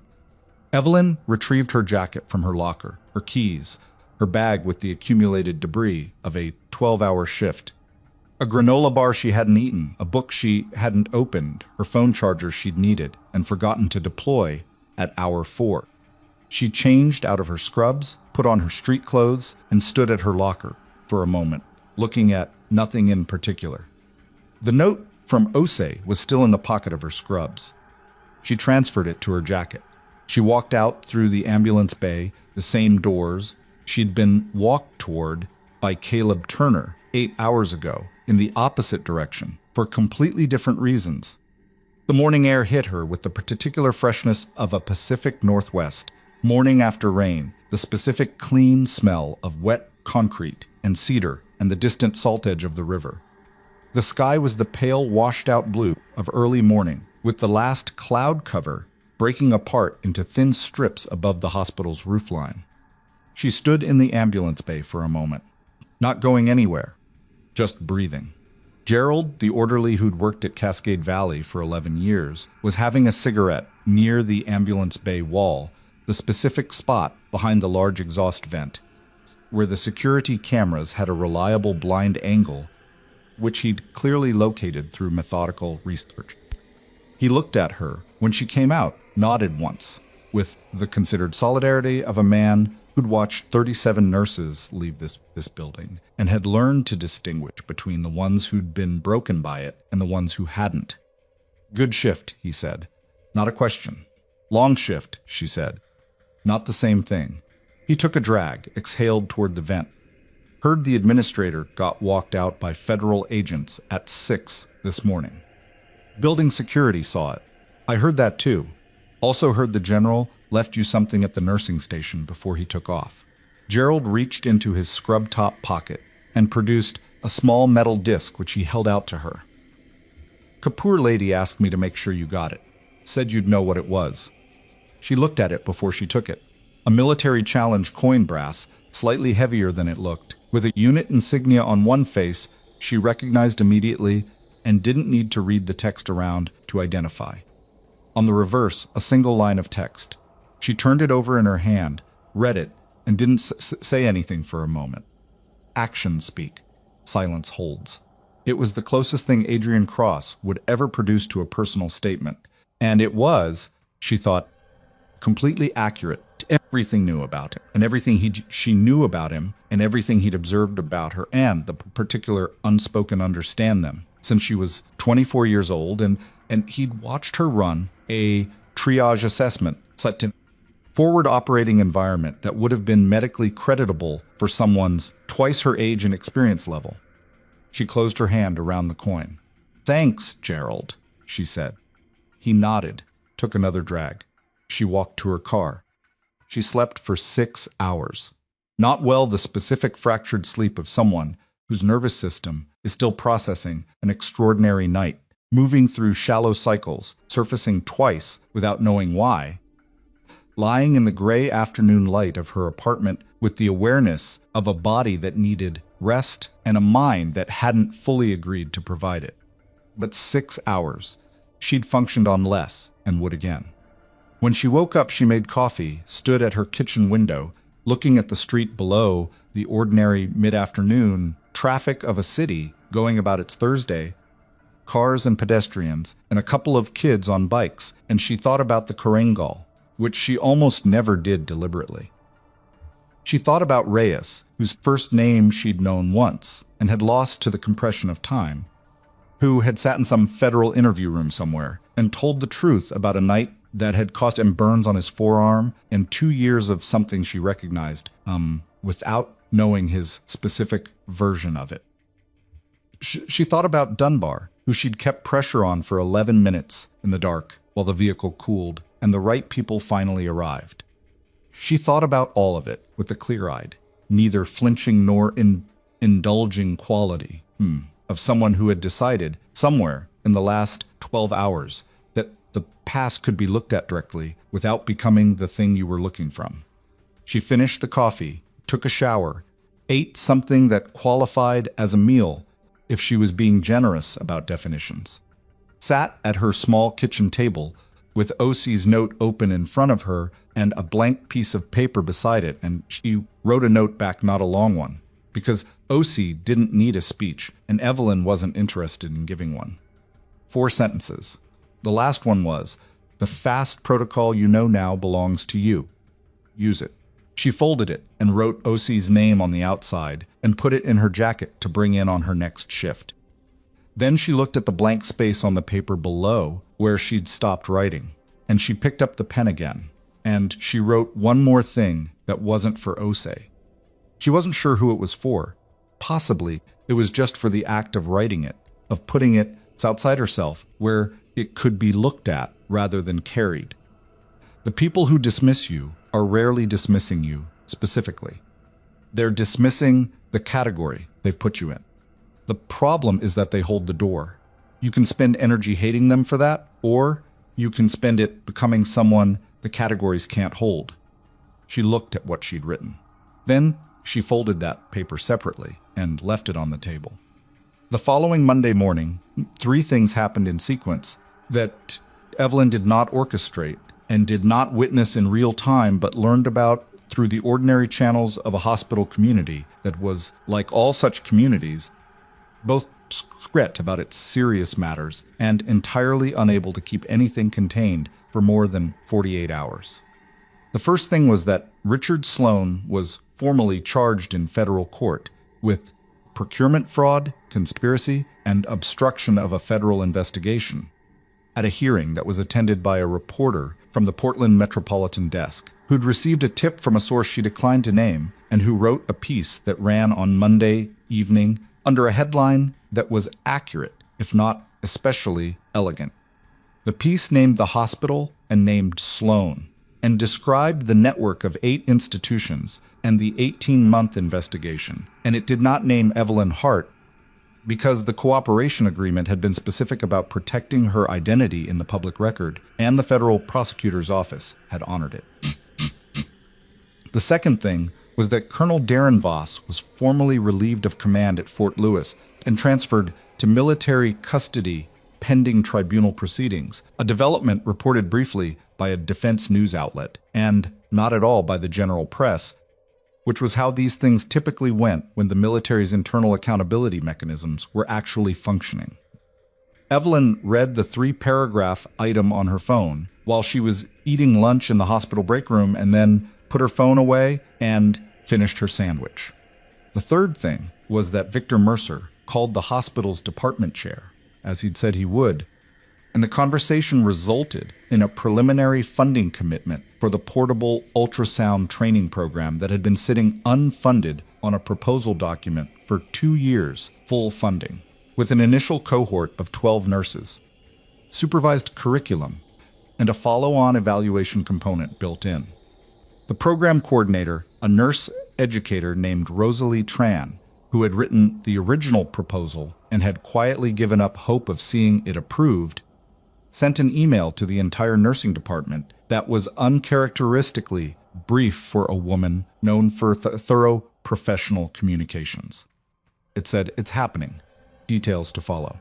Finally, Evelyn read this email at the nursing station between patients, and the thing that moved through her chest when she read it was not triumph. It wasn't the sharp, satisfying flare of having won something. It was quieter and more durable than that. It was the feeling of something useful surviving the night, of a practical good coming out of a night that had contained a great deal that was not good and sitting in its correct place in the world. Lily Mercer was discharged on Wednesday afternoon.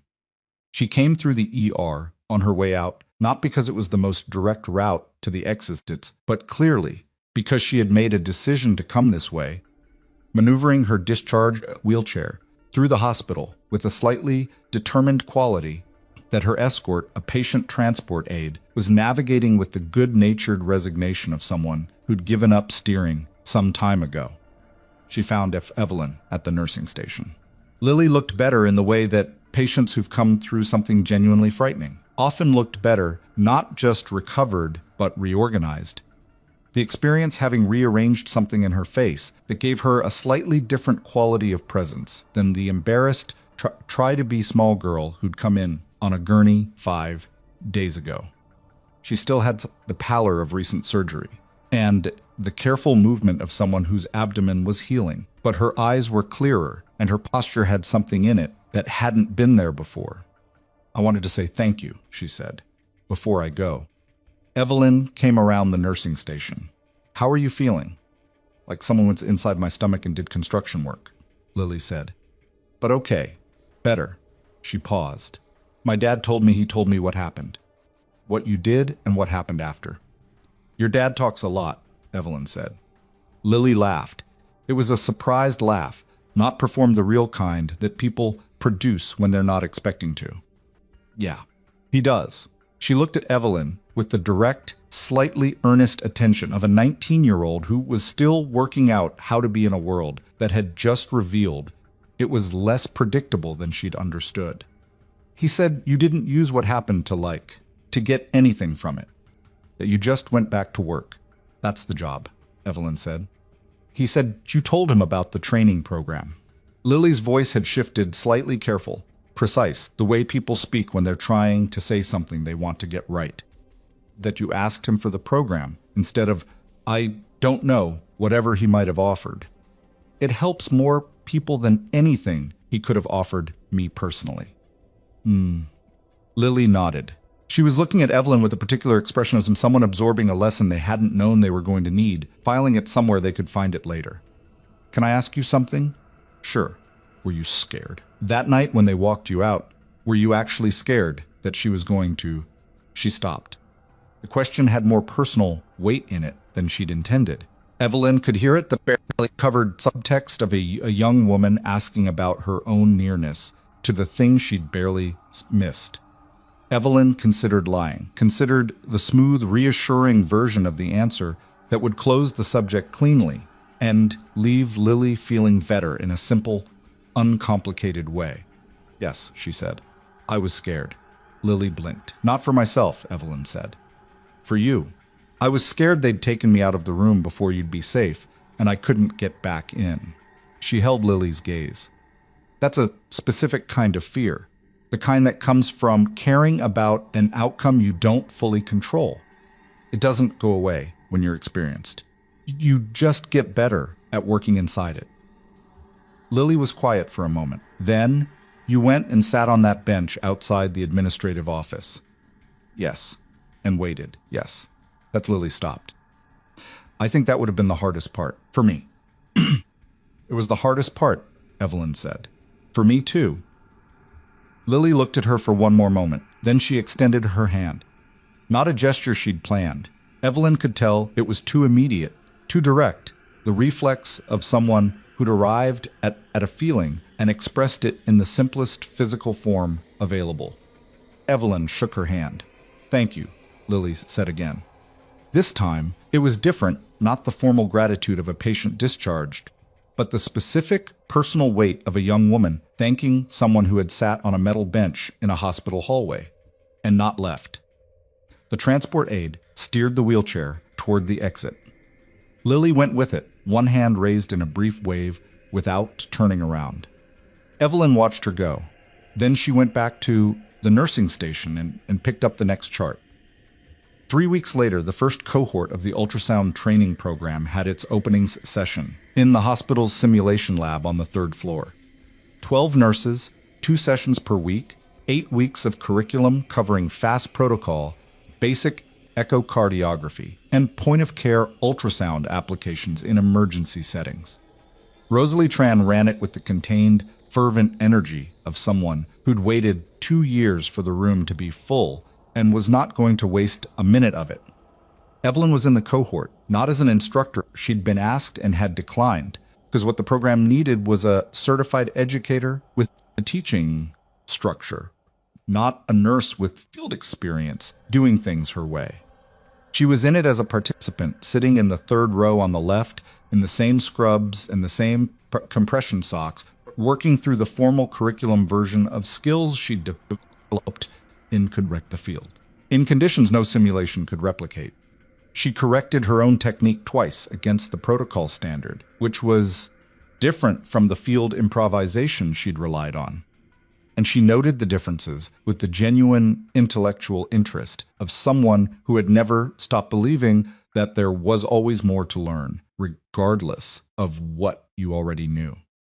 Priya Sandhu was in the cohort. So was a nurse named Marcus Oli from the pediatric wing, who'd requested a transfer to ER following the events of that Wednesday night, and who cited in his transfer application a desire to work in a department where clinical instincts were taken seriously, regardless of who expressed them a sentence that had apparently caused the department chair to read the application departments twice before approving it. OC came in from the residence end of the hallway on the second session and sat at the back. She was technically auditing, not enrolled, because the program was for nursing staff. Rosalie Tran looked at her, looked at the sign-in sheet, looked back at Ose, and added a line to the sheet. "Sign in," Tran said. "I'll sort the paperwork." OC signed in. After the session, in the hallway outside the simulation lab, she fell into step beside Evelyn, with the slightly deliberate casualness of someone who had been working up to a specific thing for some time. "I've been thinking about what you said," Ose said. "On the night. When you told me, I said 2 words when it mattered." "Okay," Evelyn said. "I've been thinking that it wasn't enough. That I saw what you saw, and I waited too long to say it. And when I did say it, I said it after you'd already. It wasn't the same as saying it first." She paused. "I don't want to be someone who waits to see if someone braver is going to go first." Evelyn looked at her as they walked. "That's a hard thing to know about yourself."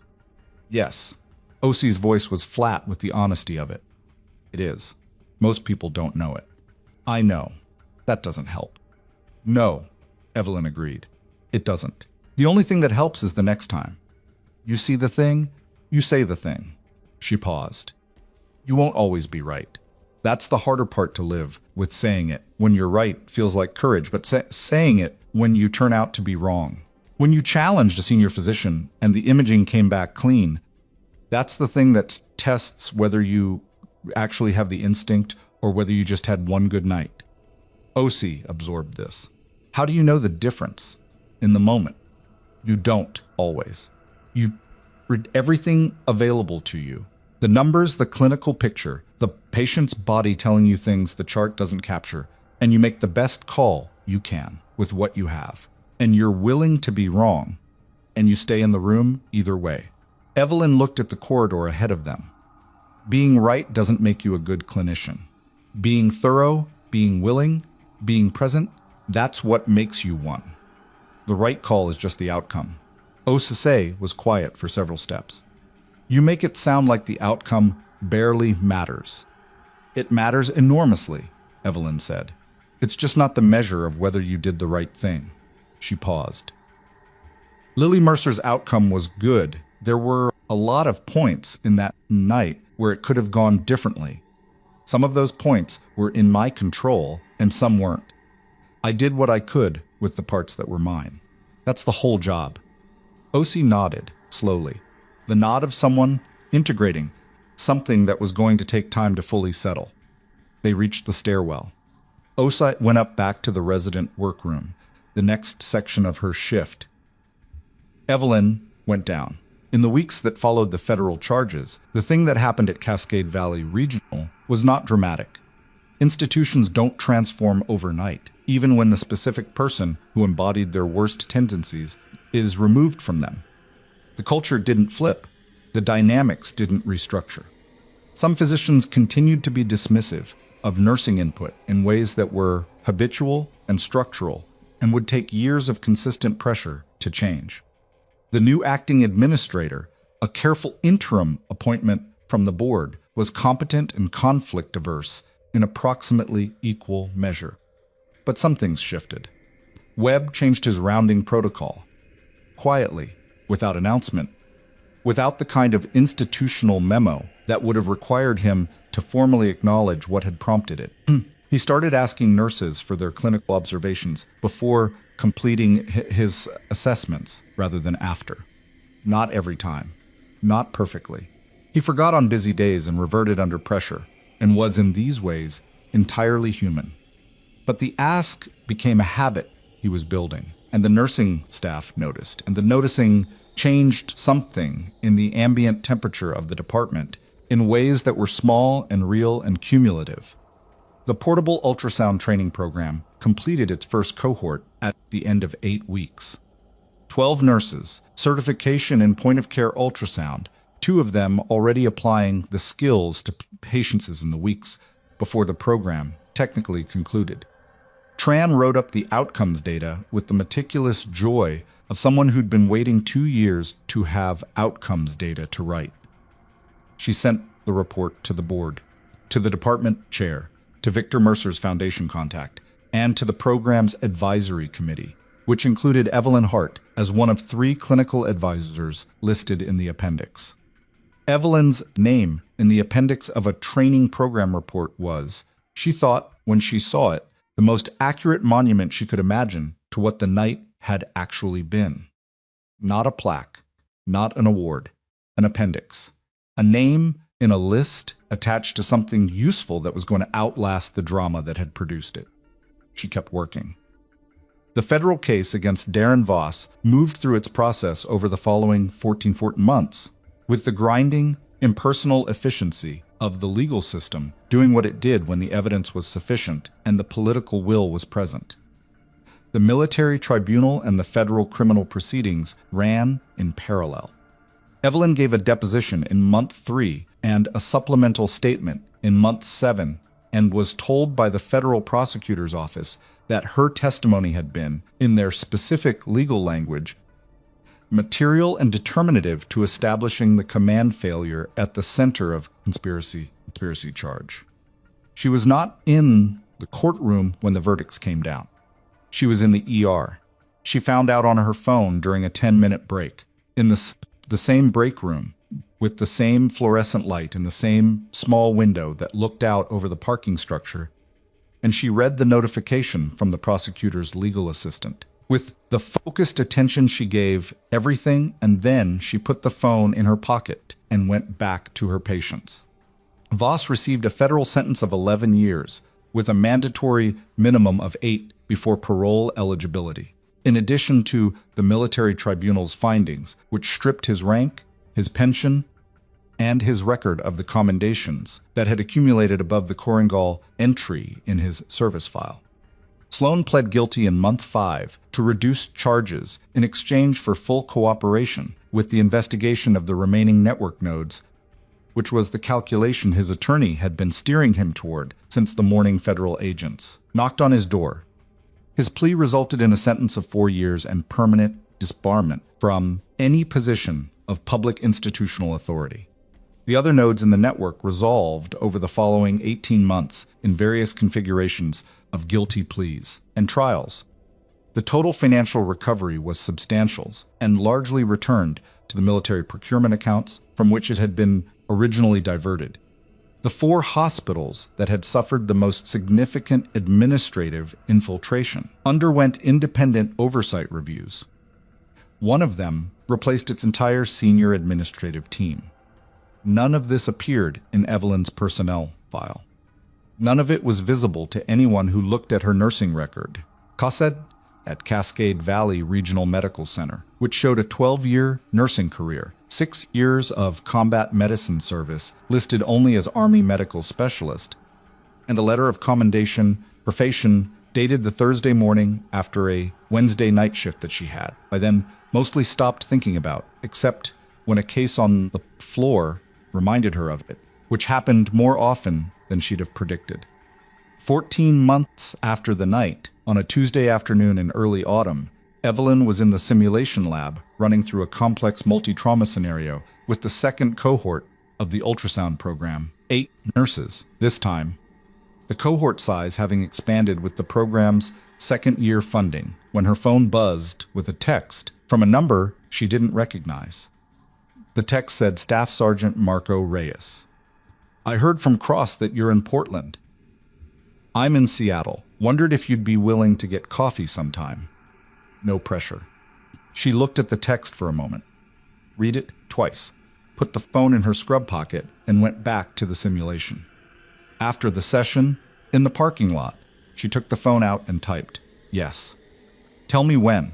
She sent it, started her car, drove out of the hospital parking structure into the autumn afternoon.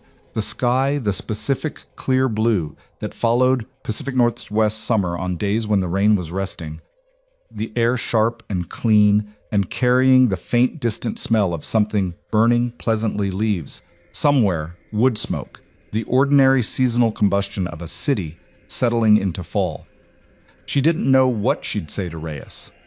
She hadn't spoken to him in 4 years, and Pat, last time, had not been a conversation so much as two people in the same vehicle, both of them beyond the point where words were the primary mode of communication.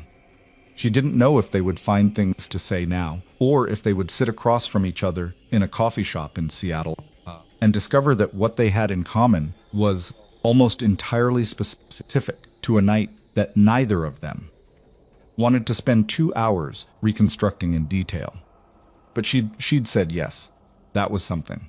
The willingness to try was something something than it had been 5 years ago, when the person she'd been leaving the army had decided that building a life with minimal connections to anyone who'd known the person she'd been before was the safest structural choice available.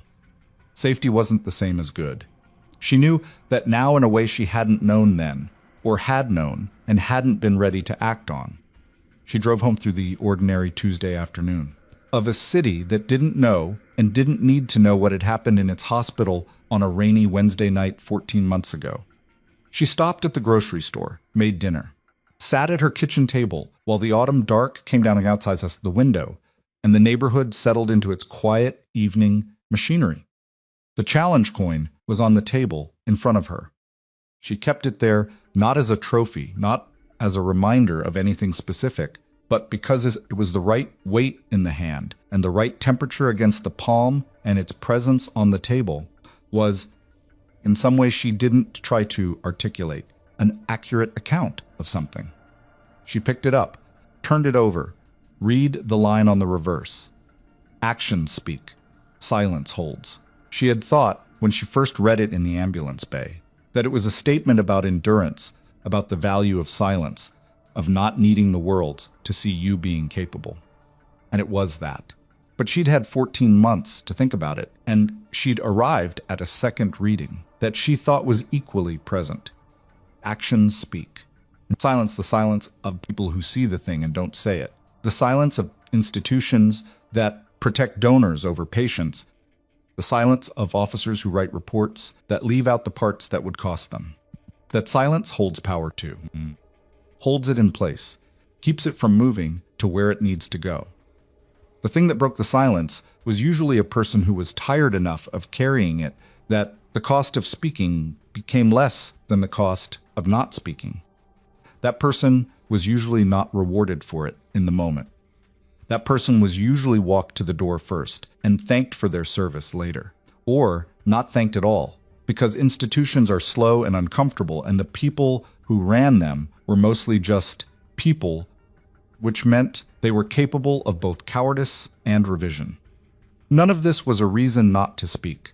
Every single patient in that ER on that Wednesday night had come through a door, not knowing what would happen to them inside it. That was always the nature of the door.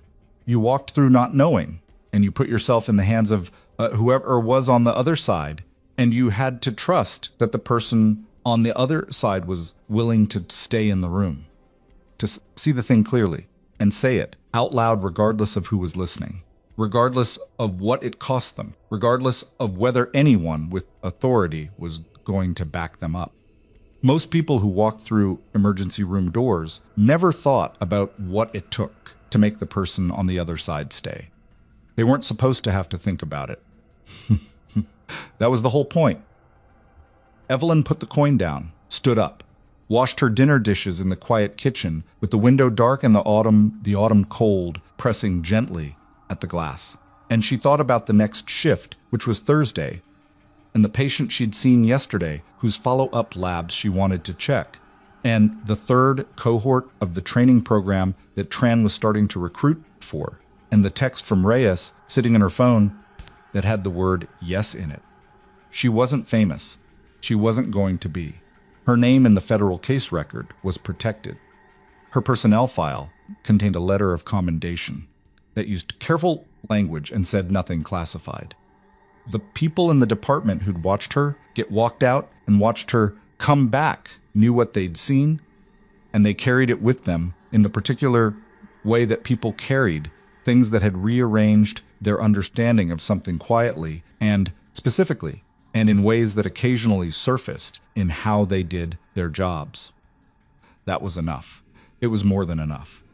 It was, in fact, the form of recognition that lasted, because it lived in the behavior of people who'd been changed by it, and not in the language of citations that eventually lived in filing cabinets. She dried her hands, turned off the kitchen light. The coin was still on the table, in the dark. She left it there, and went to bed, and she slept without waking. And in the morning, the sky over Portland was clear and cold, and she drove to the hospital with coffee in the cup holder and the radio on low and walked through the ambulance bay doors with her badge already clipped to her chest. And the department received her the way it always did, without ceremony, without pause, the next shift beginning exactly where the last one had ended, the work waiting the way it always waited, patient and necessary, and entirely indifferent to the size of what anyone had been through to get to it. She picked up the first chart. She began.